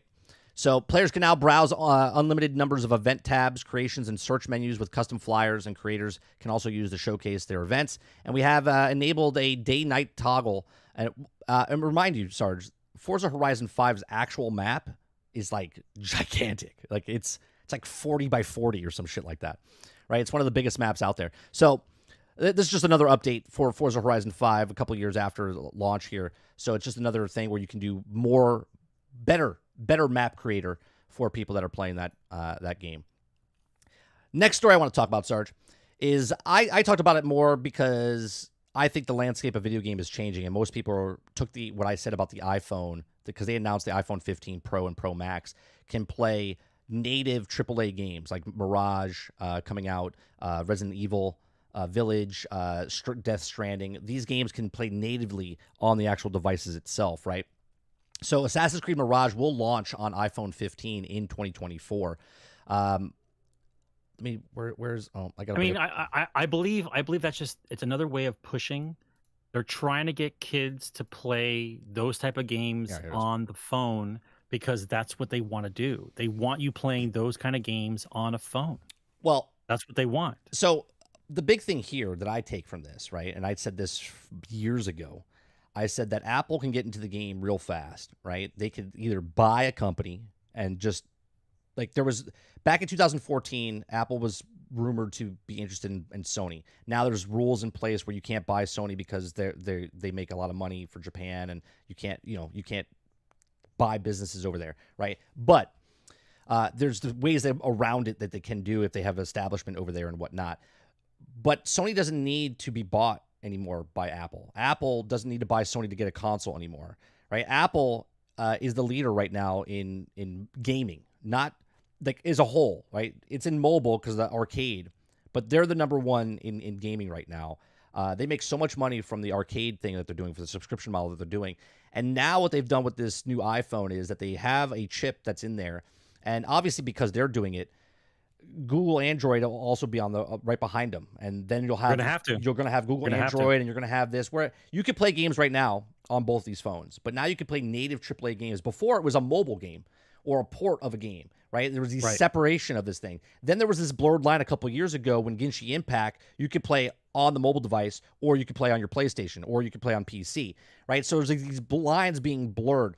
Now you have full AAA games running native, okay, on the actual cell phone. Now people are like, well, I'm not going to buy the cell phone. I'm not going to buy a $1,200 cell phone to play the games. And I get that. No one's going to buy a cell phone to play video games except the 1%ers, right? But eventually you get the phone. Eventually you're going to have to turn in your old phone to get a new phone, and you're going to upgrade. And when that happens, you're going to be like, who's going to buy a full game? Well, it's very simple. You're going to have the game and you're like, oh, wait a minute. I can play it on my phone, because now you can. It's like an upgrade. I said this with cars, right? A car now that you pay for might not have heated seats or cruise control or power windows, but your next update, if you lease a car or you buy your next car, is going to have standard power windows, cruise control, heated seats, air conditioned seats. It's just going to be in that lower tier package now because it's out there. With the iPhone doing this, and then Android will do it, and so on and so forth. All of a sudden, Phil Spencer saying that, look, we don't care about Sony in the console war. We care about Amazon. We care about Apple. We care about Google. And here it is. It's coming to fruition right now, because it doesn't matter how many consoles Sony sells or how many consoles Xbox sells. They will never catch up to the 3.5 billion devices that are out there. Within the next 2 years, those people will be getting an iPad, a tablet, a cell phone, and it will be able to run these things on there, right? And all of a sudden, Apple now has the dominant force of. So I always laugh when people are looking at this going, oh, well, Microsoft's going to run away with the cloud gaming. Meanwhile, you have a Switch basically in your hand, and it does the internet, and it does phone calls, and it does video chat, and it does everything else. It's your life. Yeah, it's everything. You depend on your phone. You might not need it for video games, but the video games will be there when you're bored in between, right? Doing your other stuff. Yeah, exactly. Yep. So what do you think about this, Sarge? What do you think about the cell phone and AAA games coming to to cell phones now? We all know, and I'm hoping we all know, we've discussed it enough. We know that the companies that exist right now do not want to have to make another console. They probably have to one more, but they don't want to. Right. Because it's a lot of tech to be wasted, to lose money on in order to get it into your house, in order for us to put all these pay as service things in your house with this box. If I can do the same thing with a cell phone, and not make a piece of hardware to do it and have something in your house that you're constantly giving us money through, that's the win. Right. That's what they want. Cloud gaming is just the baby step. Instead of being no console and we're just going to play on our phones, the console people have to take baby steps. So first it's going to be no consoles but cloud gaming, and you just have something in your house and you can just stream on your TV, or you stream on a little smaller box that you don't really have to have, right? Then after that, it's no console. Like, we know where it's going. They have to keep increasing profits, and they have to get rid of the costs. So if I don't have to make you a console, but I can still make the same amount of money off of you, I make more money. That's the game. Right. Right? The incidentals is what the chat and everybody here will talk about. How fast can it be? What's the graphic resolution? What can I really do on the phone? And they don't care, because the number of people that worry about what we are talking about inside this channel are insignificant compared to the number of people who have a phone. Yeah. A device. They don't care about the 30 people in this chat. They don't give a shit about us. There's 3 billion people that have a phone in their pocket. They just need to find a way to sell the same amount of money they're selling to you on your Xbox into your phone. Right. I don't think it's that hard. I don't think it's that hard. Yeah, I don't think at this point it's about Apple. I think it's just about the mobile phones, like Google and and then there's Amazon, right? Whatever Amazon comes up with. They have Luna, which is a very, very, very small a portion of the cloud gaming surface area. But this is it, man. Exponentially, it's going to go faster and faster, right? Faster and faster, and things are going to change. And again, people think I'm crazy when I said that technology and there's still going to be consoles, but the majority of people that play games now are going to be in cloud gaming in the next 5 to 6 years, is what I said. Okay, and I'll stick by that number. And 5 6 years from now, I'll say I was wrong if I was wrong, but I'm pretty confident that the gaming space will be a completely different shape 6 years from now than it is right now, where we're just buying consoles and playing it in our house. Does anyone think that technology is slowing down? Does anyone actually believe that the process of which things get faster and better and we get new ideas out, especially in the tech market, you believe it's slowing down? I don't think so. Do you know why people here's the difference. You have to go out and buy a console, which is recreation, right? This is not considered recreation anymore. This is a necessity. It's a necessity to have. Necessity. Right? A necessity. Like, you're going to need this to pay for stuff at the store, your ID, your scanning stuff, all your stuff is on this thing, okay? Your bank accounts, everything. Okay? So within 2 to 3 years, if you like it or not, you're going to be upgrading your phone, you're going to be doing something with your phones, and then all of a sudden, you're going to have this bonus on there where you can just play video games, a AAA video game on there, right? That's it. Yes. That's exactly what it's going to be. Yeah. All right. Good news for Assassin's Creed fans, right? I read this the other day. So this particular guy, Morgan Park, played Assassin's Creed Mirage, and he says it's literally a throwback to the best series in. So basically, what they're doing, they're taking Assassin's Creed and shrinking it down. They're going back to the roots of what Assassin's Creed was. His description in the article, he was really excited. He said there's this thing that's happening in Assassin's Creed now where you could do one shots, right? You can do one shots of where if you parry, you can just stab a guy real fast and take him out. There's not these like over beefy guys. There's not these like hard things like the runs that you're running across when you have the view, where you can do those little quick parkour moves and stuff like that. He says they're going back to the basics of Assassin's Creed, and it sounds like it's going to be a good Assassin's Creed. Even the description, he says it goes back to what like the Brotherhood was. I think that's the last one I really liked, the Brotherhood, where you whistle and someone comes out and murders somebody, and then you can like own things in the game and make money off of shops and stuff. I don't know if you can do that in this game, but regardless, Assassin's Creed, it kept getting bigger and bigger and bigger and more bloated. And I remember, it sticks in my head, I said this the other day, SkillUp did a review, I think it was of Odyssey, right? Assassin's Creed Odyssey, which was after Origins, is Odyssey between Valhalla, right? And he said that it was just big for big's sake, right? It was just gigantic, just to be big, just because it says, oh yeah, we have a whole bunch of stuff. Then they started losing themselves. They made it into like an RPG type of stuff, and people liked Valhalla. I think it sold more than anything else, and with the expansions and everything else. But people are just like, yeah, I'm not really into Assassin's Creed anymore. It lost me a long time ago, which is a shame because I really did like the series back in the day. So hopefully this one sounds. I'm gonna wait. I'm not gonna get it when it comes out, but I'm gonna watch and see how people react to it. And I think it could go back to its roots. And I think this might be one that I actually get into, but down the road. I'm not gonna pay full price for it because I know what those games are, and they take a long time to play. And I'd rather play a game that I know I'm liking than a game that I don't know if I'm going to like or not.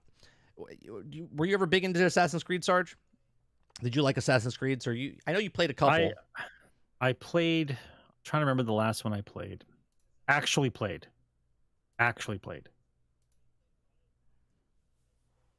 Tough. I think it was Brotherhood, wasn't it? The one where you had. Did you ever play Black Flag? No. The one where they had the extra guys you could whistle and they come in and that's kill Brotherhood. That's Brotherhood. Yeah, that was the last one I played. That was a good one. I played ones after that, but the one I liked, the last time I liked it was Brotherhood. I thought it was a good game.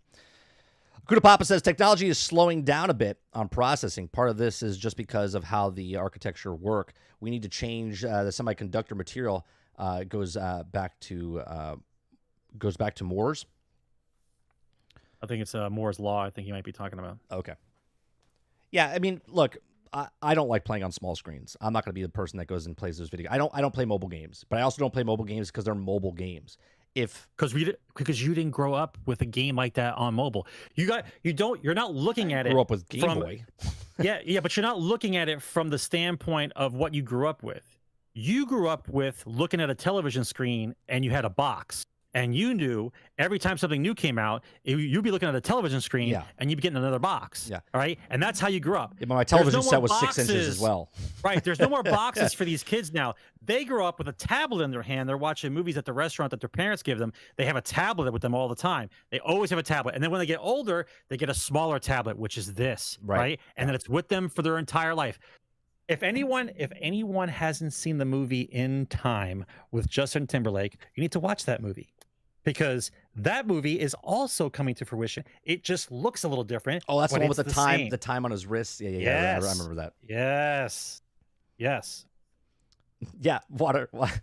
AC Mirage 8.5. It's trash. That's right. Anything that's in an 8 is a trash game. That's the running joke. Remember that from now on. That's the running joke, right? That's what the precedent that Starfield has set. 8.5 is trash. So anytime a game has an 8.5, anything is an 8 trash game. Is a trash game. Yeah.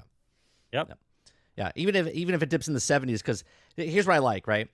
If the score is lower on a certain site, people will go with that site. But if it's lower on this site, then they'll start referencing this site, even though it's higher on this site. They'll go where they need to go to make their point across. Yeah, that's correct. Dupla says iPhone 15 Pro bigger screen for text. Just say porn, and we all know it's for porn. That's right. The screen's bigger for text. Yes, sure it is. Sure. Listen, they have to justify the price point, so they have to say the word titanium a lot. Yeah, I mean, I just upgraded to the 14. I can't tell the difference. I had a 12 and I went to a 14, and it's the exact same. But you need to, bro. You need to. I needed to because obsolescence, where the phone's battery was just shit. I couldn't even charge it anymore, and they're like, "Well, hey, we're running a deal." You know, they paid me $10 to give my phone in. Yeah, but I think that's because they're going to sell it overseas. Sure, they're going to sell. But I got a $1,000 phone, and they gave me $10.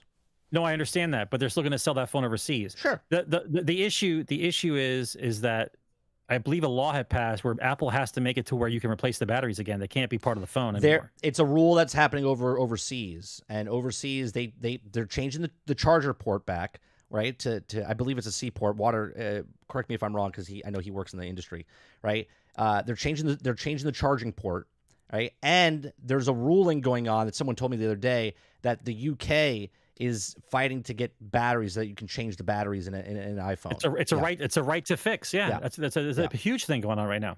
Yeah, Krubsy says it's a C. There you go. So, yeah, back to USB-C. There you go. Which one was that one? Was that the one that just round on both ends and it just fits in normal? Yeah, it's a stand. Yeah, it's the standard. It's round on both sides. Doesn't matter which way you put it in. Right, it's a UBC. You're just a little bit off the camera, but yeah. Yeah. People says, yeah, my charge keeps going in and out. plus the phone has been stuck at 2 bars for a year. Yeah, they do it on purpose. They literally, there was a lawsuit that Apple and I think Google was a part of, that they make the phone shittier with updates. They put an update out and it makes the phone shittier. Slows the phone down. Slows the phone down. And then you're like, I need a new phone. And then you get a new phone. You have to, but all you have to do, all we have to do is prove that. All you have to do is prove I think that. it was proven. If it's proven, it's a lawsuit up the ass. I think it was proven, and that's why it was a lawsuit. I don't know what came of it. They probably paid out of court and whatnot. Oh, they paid out of court. We all got like sure. 30 cents off our bill or something like that. Yeah, that's it's class action. I'm sure. Yeah. I'm sure. All right. So the Nintendo came out with their Direct today. We're not going over anything of that. It's Nintendo. Nintendo does Nintendo. Plenty of JRPGs. Plenty of Mario stuff. Mario Paper is coming back out, remake. Mario something else is another remake. Mario Wonder's coming out. They didn't show any of that today. And then there was the State of Play. Now, the State of Play I watched, it wasn't a lot of big things. We're going to go over 3 things that I'm interested in, right? So I'm interested in Avatar, right? I'm interested in Helldivers, and I'm interested in Spider-Man 2. So these 3 videos that we're watching goes over a little bit more information of what Avatar is. It goes over what Helldivers is, and then Spider-Man 2 gives us a little bit more information of what's in Spider-Man 2. So that's what we're going to do now, right? So we're going to watch that. Let me bring up... It's going to be on the same channel as you, Sarge, so if you talk, I have to pause.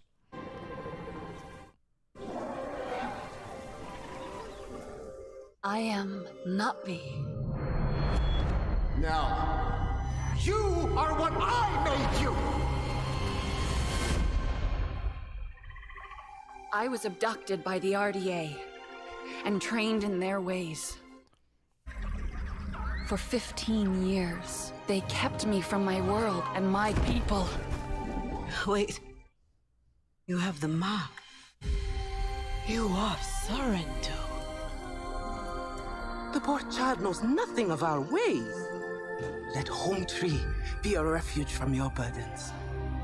I must seek those who can teach me the ways of the Navi and help me reconnect with my world. Follow me! I won't hurt you. No!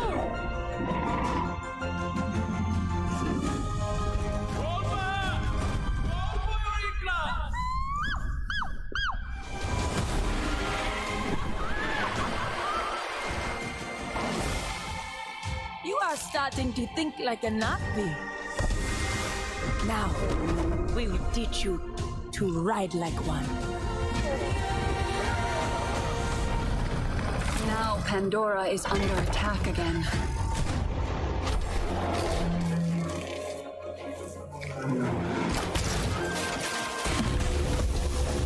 I will not allow the RDA to destroy this land. This is my home.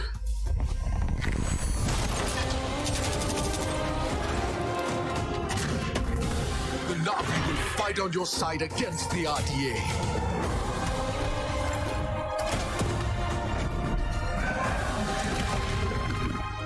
I am Navi, and I will protect Pandora. Sivako! It's on Unreal Engine 5. It's on Unreal Engine 5 water.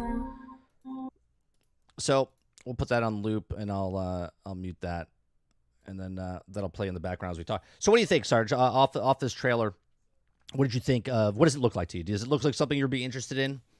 There's a lot of nice shots. This is using Unreal Engine 5. This is why it was delayed. It was delayed, 1, because they were moving it over to Unreal Engine 5, and then 2, whatever other reasons they were doing. But it actually looks pretty damn good. This has been described from someone else. I forget what place I was looking at. Is it Snowdrop? I thought it was Unreal Engine 5. Is it Snowdrop? I stand corrected. It's Snowdrop. Okay. What's it called? They said it's like Far Cry. It's the Far Cry this year for... So what do you think? What do you think it looks like to you? Or how do you feel about this? Oh, you're muted. You're muted. It might be. What it looks like to me. I do see Far Cry. I see a little bit of Tomb Raider. I I know this is gonna sound bad to some people. I'm not a huge Avatar person. Like I'm okay with Avatar, but it's not to me like a day one purchase thing for me. I mean, maybe later, but I'm just not interested in the world thing. Like I Right. don't care. Right. It now, as far as the game stands for what it is, it looks like what the movie did. It Right. looks like it's done really well. It looks fantastic, but is the gameplay as good, or is it just a shooter with a pretty backdrop? See, you know what vibes I get from this? The vibes I get from this, after seeing this trailer today, I actually got a little excited about it, right? Because I never played Horizon Forbidden West or Horizon Zero Dawn. This interests me because I did like the Avatar movies, right? I watched the first one and I did watch the second one.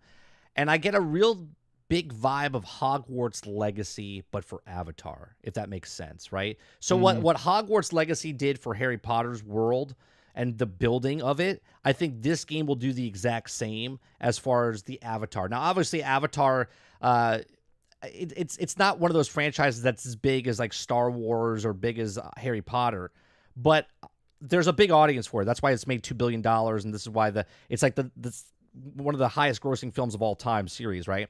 I do look at this and think it could be like a Hogwarts Legacy, and I think this is a perfect because Hogwarts came out, and I think even though they're two separate games, it's based on a movie, right? Hogwarts is based on the movie franchise. This is based on the movie franchise, and I think the last Avatar game I played was back in like 2011, 2012.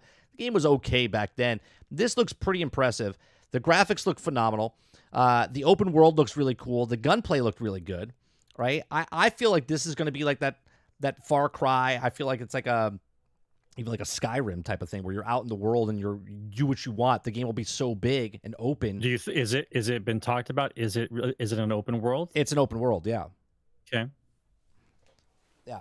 So I mean, what it looks like to me is they're trying to renovate Far Cry by using a super IP. Is basically what it looks like. Yeah. Right, because Far Cry's been played out. So if I change the IP, but it's still Far Cry, it'll sell better, right? Yeah. I like I said, I didn't know what it was before this. I saw this trailer and I was like, oh, I get a better vibe of what it is, right? And I think it's going to do good. Yeah, Krebsy, the reason I bring it up, it's 1 and 3. No one's running around painting their face blue. It's not like this huge audience of Avatar running around. There's conventions for Avatar. You know what I'm saying? Like, people like Avatar. Avatar has the fan base, but it's not a fan base like Star Wars, Star Trek, Harry Potter, Marvel. It's got the family vibe type of thing. Like, people go watch it and the whole family can watch it and whatnot. It's a huge franchise. Don't get me wrong. That's why they're making 5 films, 6 films. I think this looks good. I think it looks sort of like Survival. It looks like Horizon. It looks like Far Cry. It looks like a bit of everything. Horizon. Yeah. I don't know. I'm impressed by what I saw. It does come out for what? PlayStation 5 and PC, or is it just PlayStation? Chat, I'm asking. Is it cross-platform? Well, let me see. I don't know if it is. We all know why. We all know why it won't be cross-platform. I don't know if it's just. Is it just on PlayStation 5? Is it like timed exclusive, or is it PlayStation 5 and PC? PlayStation, Xbox, and PC. So it is on Xbox, but isn't it timed then? It's timed exclusive, isn't it? Before it gets to Xbox. I could have sworn they had some sort of deal. And it's not timed exclusive because they want PlayStation to have it for a year. It's everywhere. It's timed. Okay. It's timed exclusive because they got to make sure it works on the potato. I thought it was only on PC and PlayStation. So was that at one time? Was it like that? I could have sworn it was just because I remember I was like excited for it, and then they said it was only for PlayStation, and I was like, oh, I guess I'm not playing it. It's a massive / Ubisoft. Yeah, but I didn't know if they signed a thing. Let's see. Avatar, Frontiers of Pandora. Let me make sure. How many times has that game been delayed? It is. So the game will release on PlayStation 5, Xbox Series XS, PC, Windows, and Amazon Luna streaming. Ooh, look at that. That's actually pretty impressive. So it's coming on the Luna streaming service. How long has it been delayed? It got delayed, I think, by 2 years. It was supposed to come out in 2021, like Christmas time, and then it got pushed back to earlier in 2022, and now it's in 2023, and now it's coming out. Okay. Yeah, they had some issues, or I think they did it on purpose to move some stuff over so it would get You have to wait for people to buy consoles. well, financially also to get more consoles in the thing, because if it came out in 2021, there was nobody. It wasn't on the last system, right? Right. So it would have bombed. It would have bombed because it would have had like 10 million units total out there for people to buy. And that's why it's on all platforms. That's what it was. It got moved to a new version, but I also think it got moved over because there was nobody that owned a goddamn system when it was supposed to come out. It would have been a disaster. We were like, oh yeah, 5 people own a PlayStation 5 and 1 person owns an Xbox Series X. The movie's release also played a factor. Yeah, well, it was supposed to come out last year with the movie. Right, cross promotion. Yep. Right, it was supposed to do the cross promotion. Now the next movie doesn't come out till 2024, and I don't think they're waiting it to 2024 now. It probably can't. Yeah, so there you go. That's that story. The next one we're going to talk about is Helldivers. Helldivers 2.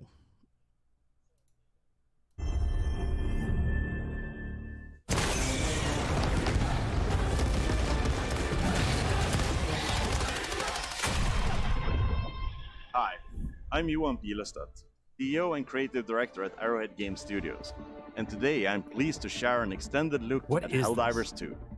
We're starting on the ship's bridge, preparing to select our mission from the Galactic War Map. Once cleared for mission engagement, it's time to go into your Hell.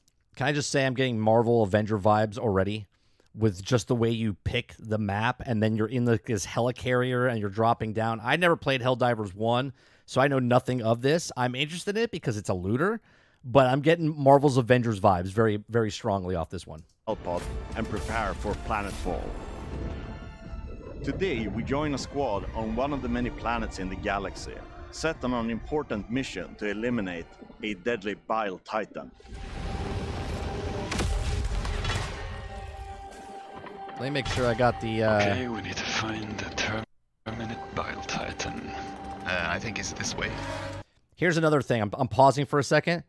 They're doing the thing, Sarge, where they're talking to each other over comms. You know what I'm talking about? Like they did that with an Anthem. They did it for other games. It's a bad sign. It's a bad sign. There's some enemies here. I know. Okay, I'm covering you on the right. We're covering your rear. Oh, there's loads of them. I'm switching to flamethrower. Oh god, no, it's the bile titan! Oh, I died. Reinforcing. Oof, I have to run.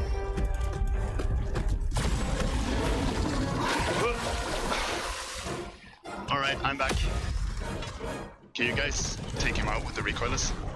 Yeah, I'll try to take him down from the side. Reload my recoilless. On it. Oh, I got enemies on my back as well. Oh, there's a charger here. I'm gonna take out the Brood Commander. He's charging me. We take out the charger with the recoilless. Alright. Reload me. That's pretty cool. Nice. I'm gonna thin out the crowd a little bit. There are a lot of them coming. My guard dog is taking care of the little ones. Oh! I'm throwing out the strafing run to try to take out the small guys. Ah! Oh no, you killed me! Oh. I'm sorry. One small death for the Helldivers. Reinforcing. Okay, should we do something? Should we strategize? I'm drawing his attention. Alright, I don't think I have an option. We need to throw in the 500 kilogram bomb. Throwing it out. Oh god, he's coming for me. Getting out of the way. There Okay, there That's we cool. go. job. Nice. Good job, guys. Well done, Helldivers. Another win for Super Earth. After each successful mission, players are rewarded for their efforts, allowing them to upgrade their ship, weapons, armor, and stratagems, giving them the edge in the many battles to come. I hope you enjoyed seeing a glimpse of just one of the many missions and planets the game has to offer. Now go out there and spread managed democracy.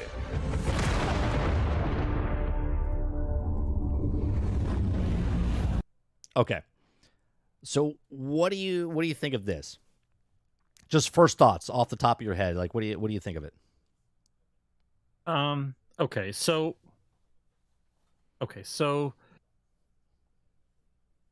it this type of game has come out many times before already. This Yeah. is just another rendition of this type of game. Outriders, Destiny, Outriders, Anthem. Yeah. right?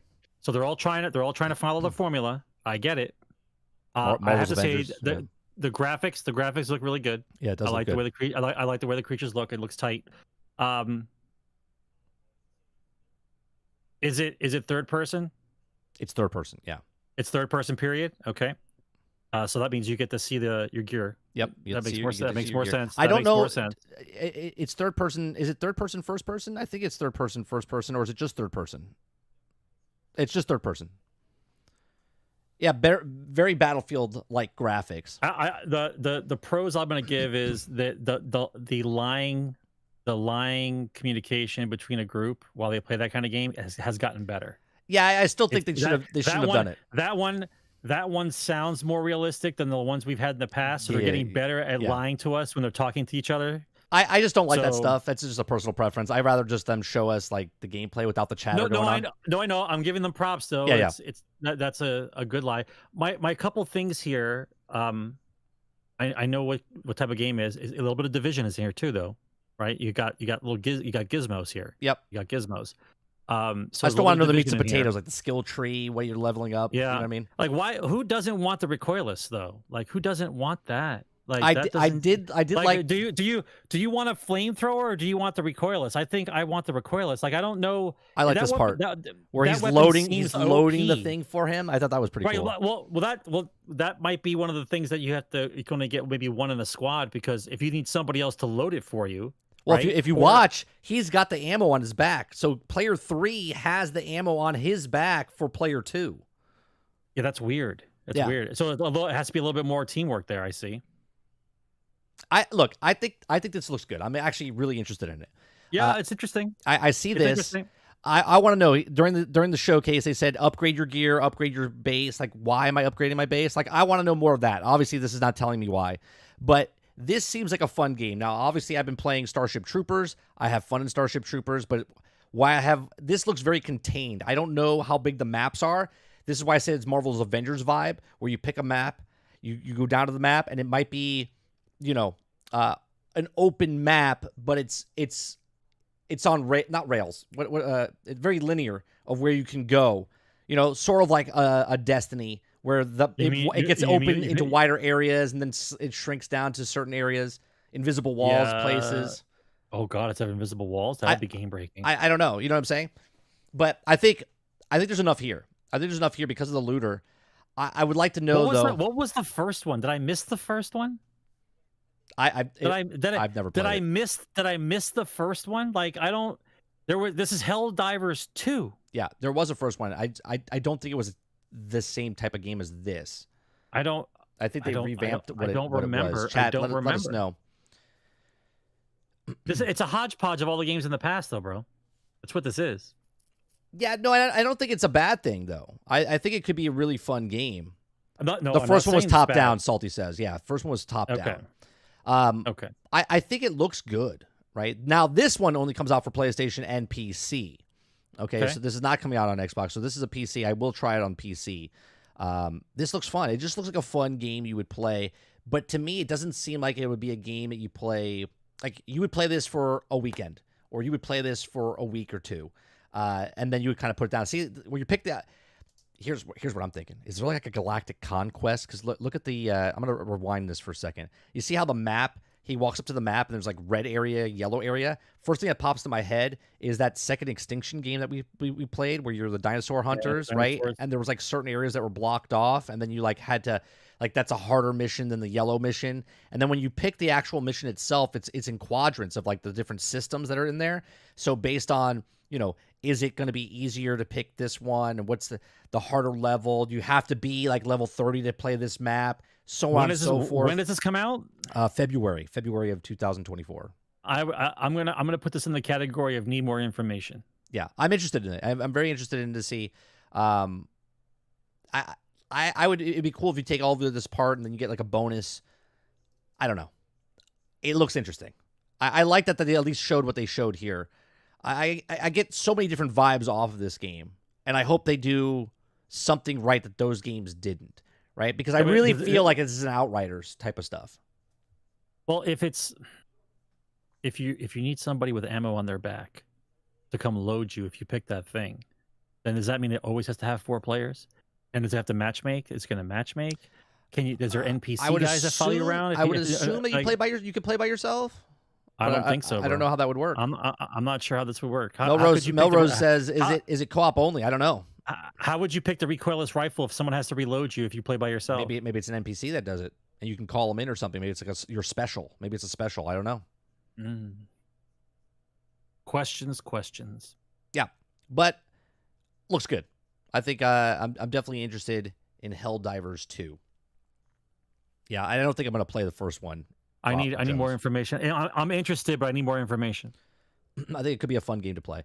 All right, the last video we're going to watch is Spider-Man 2. This trailer, if those of you that are huge Spider-Man fans, maybe this will spoil something for you. I don't know. I'm a Spider-Man fan. I wanted more information about what the game is. They gave me more information about this game, and I think it's good information. It's not like spoiler information. It's actual substance. So we're going to watch the Spider-Man 2 trailer.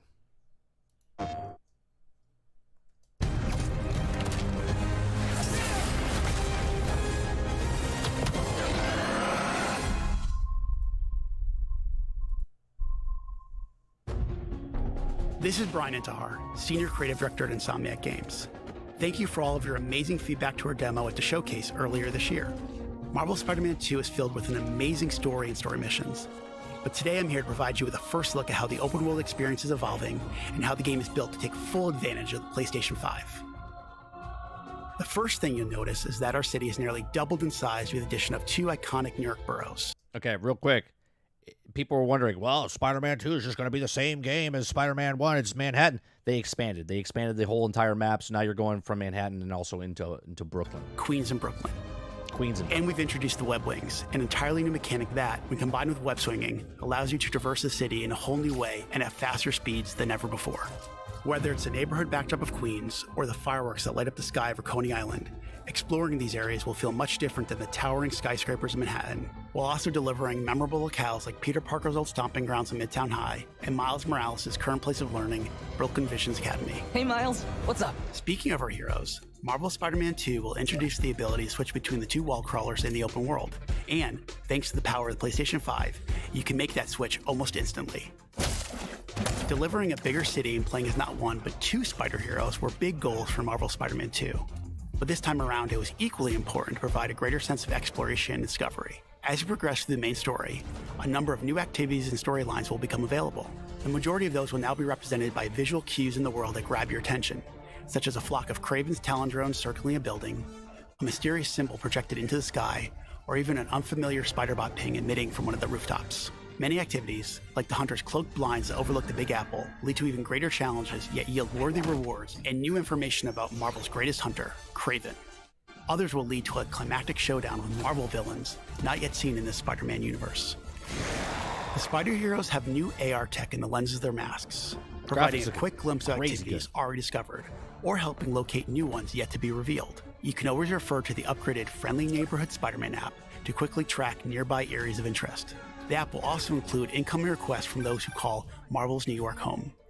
Some will ask for either Spider Hero to help, while others, like the students of Brooklyn Visions calling upon Miles, will require you to put on the mask of a specific hero. All these activities, including crimes you stop from the game's various enemy factions, also now feed into the new District Progress system, which even provides more rewards and unlocks our brand new fast travel system.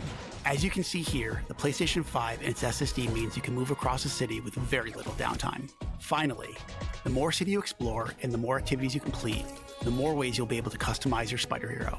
This includes mastering additional combat abilities and traversal skills, acquiring and improving gadgets, upgrading through the new suit tech system, and of course, unlocking additional spider suits. And we're talking lots and lots of suits. Marvel Spider-Man 2 will feature over 65 suits from the comics, movies, and multiple original designs. And thanks to the all-new suit style system, you'll now have more than 200 different ways to outfit your friendly neighborhood Spider-Man. with no microtransactions, right? No microtransactions. Half of Insomniac Games, we couldn't be more excited about what this expanded city has to offer and all the new ways you'll experience Marvel's New York. We look forward to seeing you swinging around in Marvel Spider-Man 2 when it launches October 20th, only on PlayStation 5.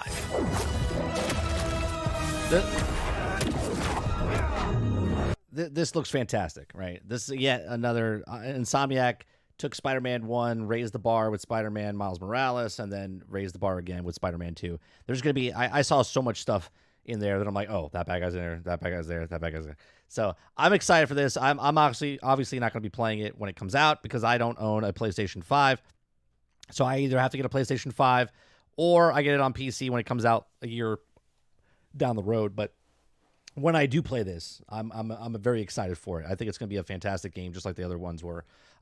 Another win for single player games, man. Another win. I like how Mo says, "What about the barriers?" Yeah, first thing I'm gonna do, Mo, when I get into Spider-Man, I'm gonna go 10 minutes in one direction and see if I hit a barrier, and if I do, that's it. It's over, right? Yeah, but obviously this game looks sharp. Now you never played any of the Spider-Man, right? You haven't played any of them. You're muted again, Sarge. I watched you play the first one. So good. This one blows that first one away, bro. Yeah, this is so. Look at the way that this looks. Next gen game. Thank you. Yeah. Thank you. I know you can do it. I know they can do it.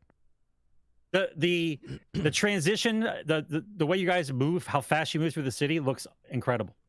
Yeah, it's always looks incredible. My son literally plays this game just so he can swing through the city. Like Spider-Man 1 and Miles Morales, he loves just flying through the city. Yeah. This looks really good. This is one of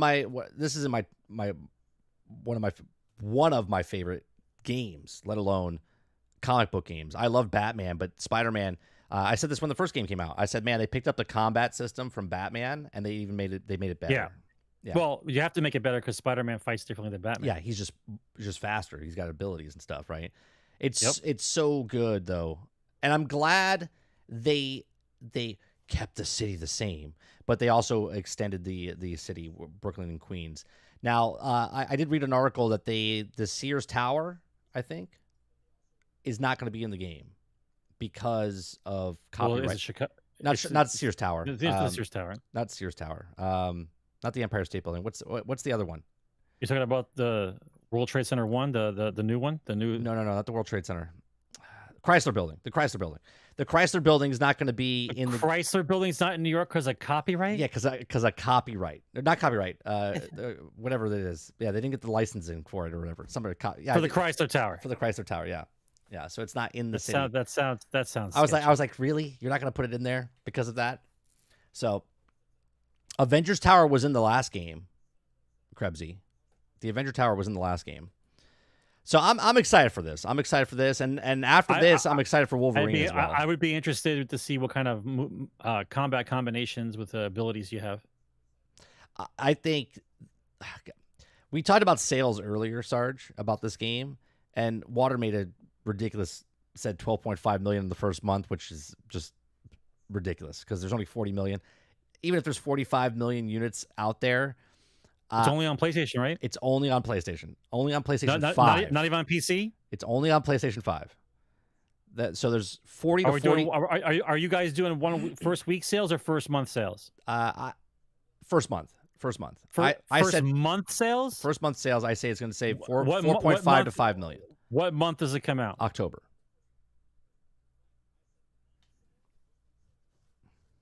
$6.5.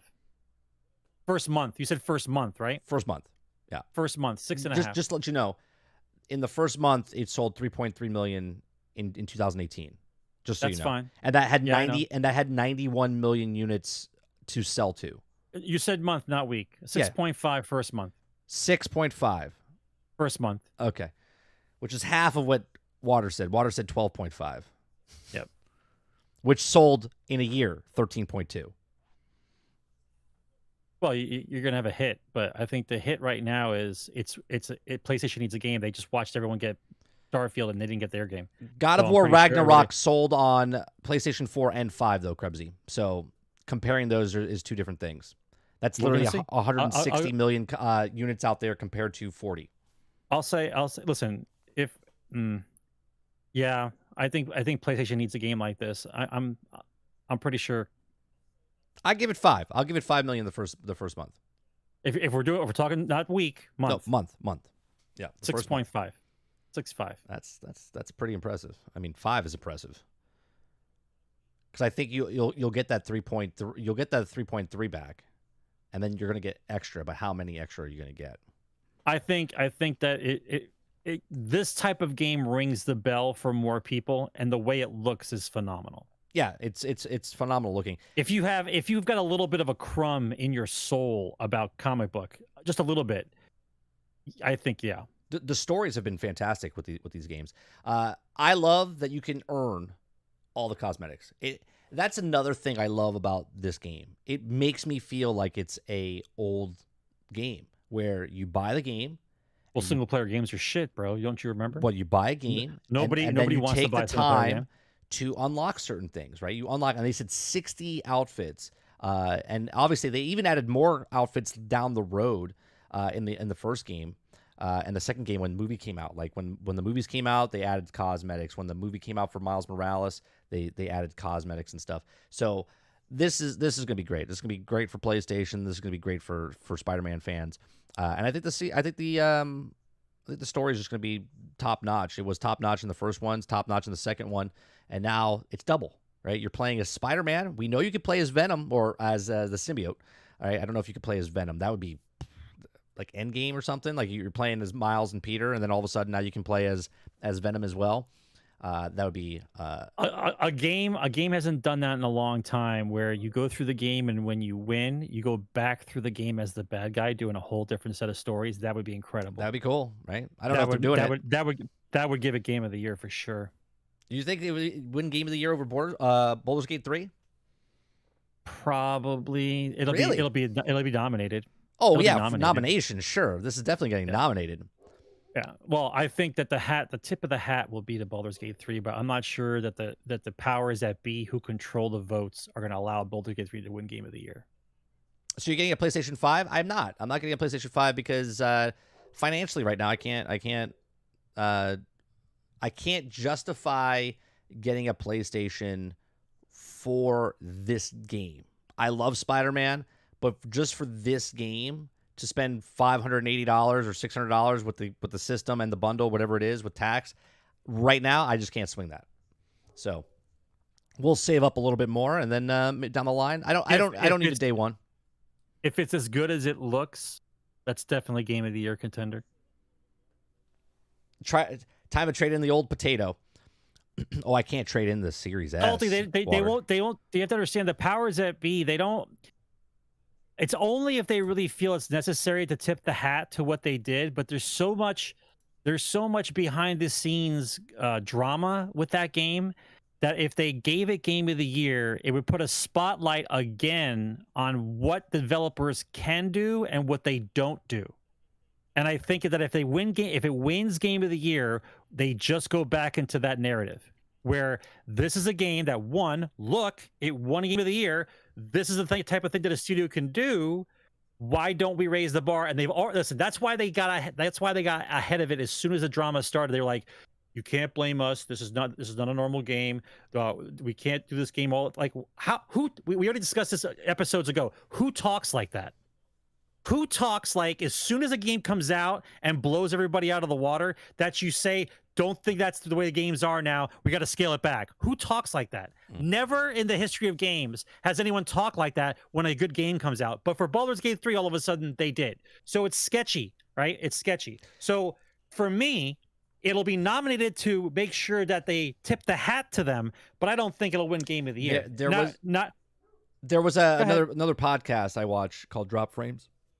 Co Carnage, JP, and Ezekiel are on there, and they talked about how Baldur's Gate 3 obviously will get nominated, but their thought process, it actually made me think about this for a second. I was like, they say that it won't win. They said it'll get nominated, but the reason it won't win is because it's such a niche game, okay, that it it won't win compared because of Breath of the Wild, because of Final Fantasy 16, because of Spider-Man 2. There's just much bigger games. Like Baldur's Gate 3 is a sweeping force, but they say that they don't think it'll win because it's a niche. But that's not the point of Game of the Year. See, I get Game of the Year means that the game that's being nominated is by their the peers, best, is the best of its type of game, right? Is the best. So if you have an action shooter versus an action adventure versus an RPG, right? They might be by themselves the best in their category, but now you're saying the best game that the game could be, right? And who decides what that vote is? That's the people. That's what I'm saying. Well, it's the people they're in the industry, the people that are other developers. This is what I'm saying. They will not give it. I'll be very surprised and honored if the Game of the Year goes to BG3. I'd be very honored. It definitely is going to win RPG of the Year. Well, that's no doubt. Yeah, it's definitely going to win that category of RPG. But will Baldur's Gate 3 win Game of the Year? And I thought it was going to be a clean win. But then when they mentioned it and said, "Oh, it's a real niche game," I was like, "Yeah, it's true." But then who's like you said, who's voting on it? Who's making that choice? But once again, first of all, we're discussing something that we don't know the rules to. Right. It's this is like saying that somebody's picking the winner of the Super Bowl before we even play the game, so don't worry about it, right? You don't know what the criteria is for them to vote on what Game of the Year is. All you get to do is you get to watch and say, well, what do 8 people think about this game and which one do they feel like should win? Like that's your criteria for what the rules are for winning Game of the Year. Nobody knows. So it's like you're basically sitting around waiting for them to tell you what they believe is the best. Okay. Well, what's the criteria? Can I have the criteria? Do I get a sheet of paper that says don't get that criteria. Compared? You don't know. Yeah, we don't get it. Okay. Yeah, it's amongst their peers. So the people in the industry, the developers of other games, other companies, they all get to vote, and then they decide. And if they're voting against themselves, right? It's competitive because obviously, if you made a game that's nominated, you're probably voting for yourself.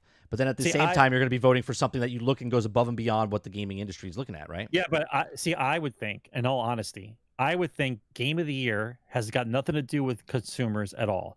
Game of the Year is based on all the developers. That's what it is. They know how to make the games, and they all decide. But that's what it is.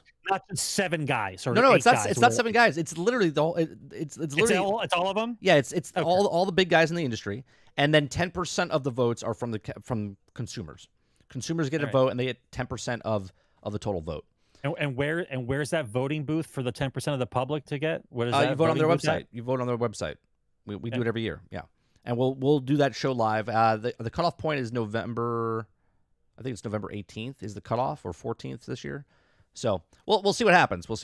Look, I looked at it this way. I don't care who wins because to me, winning is not the thing because it is very political on how they do that stuff. But the nominations of a game nominated for Game of the Year, that's going to be a tough one this year because there's so many games. There's really 15 games in the running for 6 spots.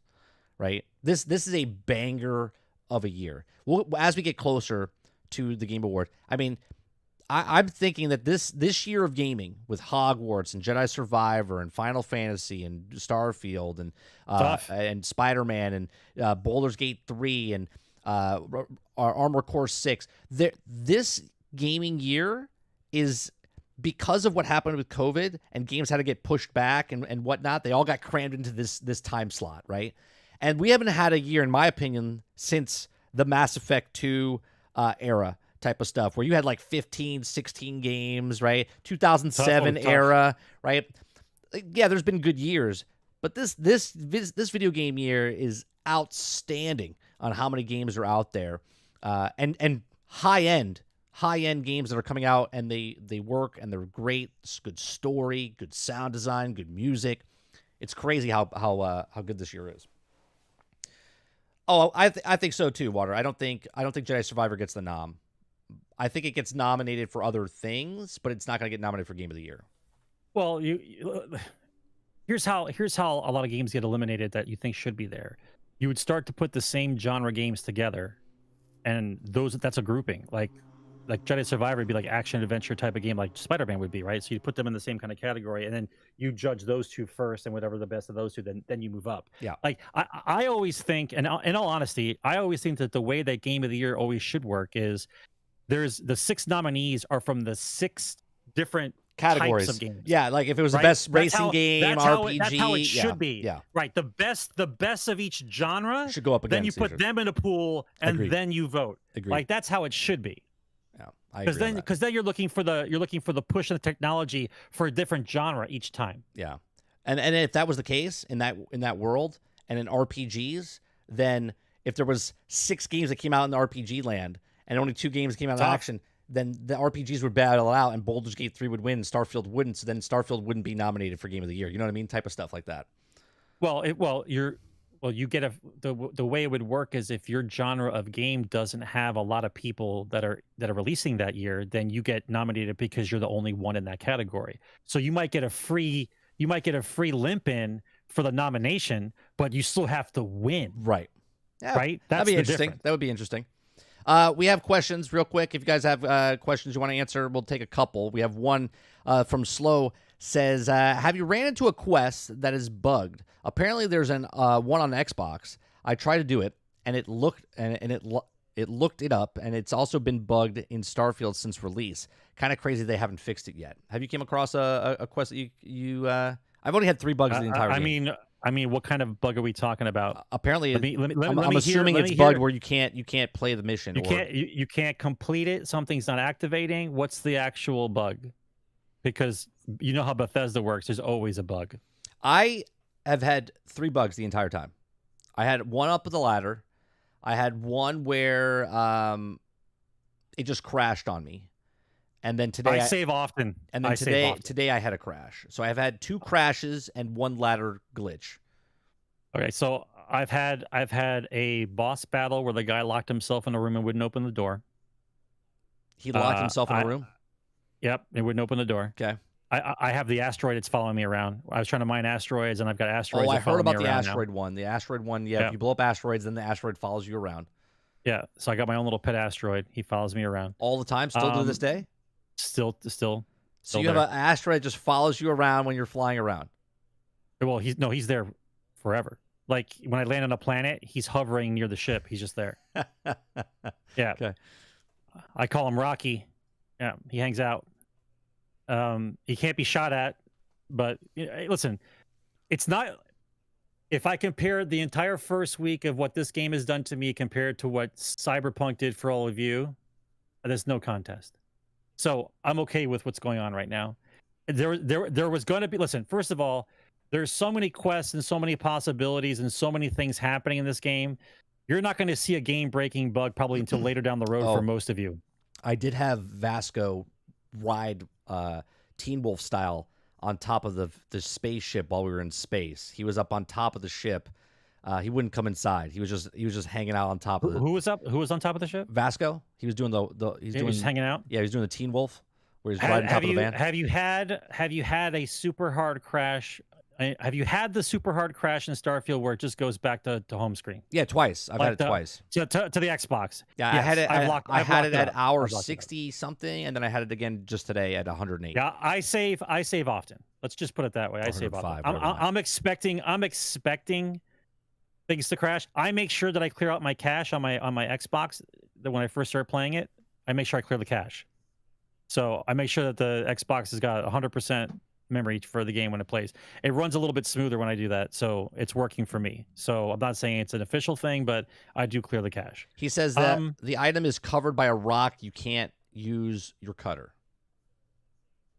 Yes and no. Yes and no. As long as you get the ridicule to light up red, even though the item might not be shown, you can still sometimes get it. Rose, is he playing on the S or X? That's what I would like to know. Yeah, Dave. Yeah, I want to know which one that is. Is he running on the X or S? X or S, Dave? Let's hear it. X or S? Drum roll, please. The X. Ooh. Interesting. Ooh. Yeah, I've had no. Actually, I only went to the dashboard once. Today's crash was just locked. Do you and then I had to quit out. do you have anything stacked on top of the X, or have it on its side? Or is it in a cabinet area where it doesn't get Or enough is it air? or is it inside a cabinet area where it doesn't get enough air, Mr. Dave? Salty says, I had one mission not working till reload and janky out bud gun through the gun animation is Cyberpunk's release. Game would work. Sorry, console bros, but PC was fine for me. Yeah, PC was fine. That's not where the problems were. Majority of the problems for Cyberpunk were on console. Yeah, 100%. Come on, Dave, next don't let gen us down. and the last gen. Well, it's not his. Yeah. It's his brother's. No, That's his brother's. Standing up on nothing around it. Well ventilated. Okay. I actually did have a bug with one of the final quests in the UC quest line playing on PC. Had an issue with the console to fix it. Found a solution from others having the issue. Not many other issues. Try, Dave. Let him make sure that there's enough room on the hard drive. Like let the hard drive. Because sometimes I think that the game allows for it to write on hard drive. I actually heard another person say that their Xbox crashed. It was a certain thing they did in the game, and I think Bethesda knows about it. I'm not sure what quest it was. Just make sure he clears his cache and make sure there's some empty space on the hard drive. Make sure he's not jammed up. But I see if that helps. I did hear there was someone else having that same sort of problem where the Xbox would quit out to the dashboard. That's a hard crash. Yeah, it's something going on where it might be a memory thing. It all depends on how many games he's got on his system. Who knows? I'm not trying to make excuses for Starfield. I'm trying to look at it as why it would do that, because Marvel's Avengers did that for me a lot when I played it. It crashed so many times, and then I would clear the cache out, and then it was something else that was going on with the game that it would crash on my Xbox. I was so pissed every time it happened. Interesting. See, we're all getting the Bethesda bugs now. We played enough hours; they're starting to come out. Yeah, but I haven't had a game-breaking bug.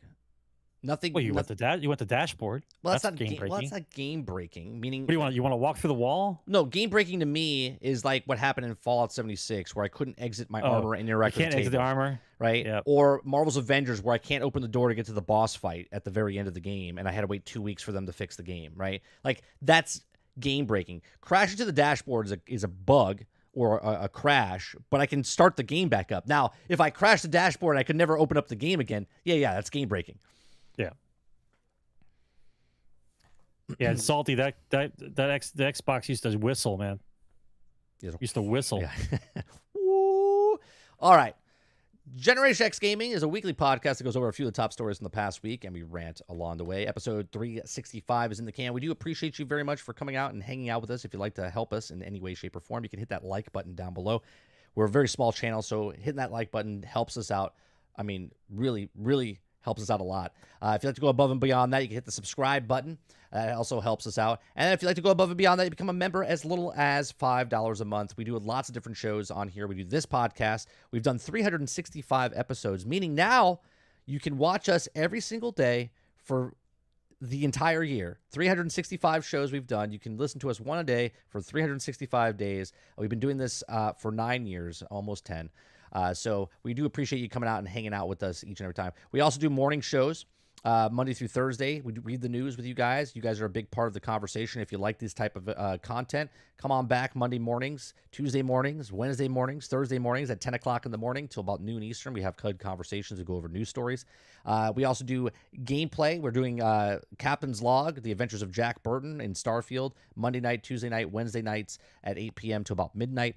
And then we do this podcast Thursday nights. And then we do another show. We'll be doing one tomorrow evening, late night for more Starfield around 10:30 or 11 o'clock. So appreciate it very much. Thanks for coming out. And we'll see you guys on the next one. Peace. Game on, guys.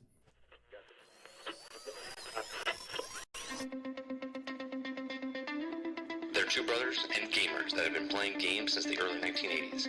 Combined, they have over 65 years experience. Join them each week as they discuss and rant about gaming and entertainment news. This is Generation X Gaming.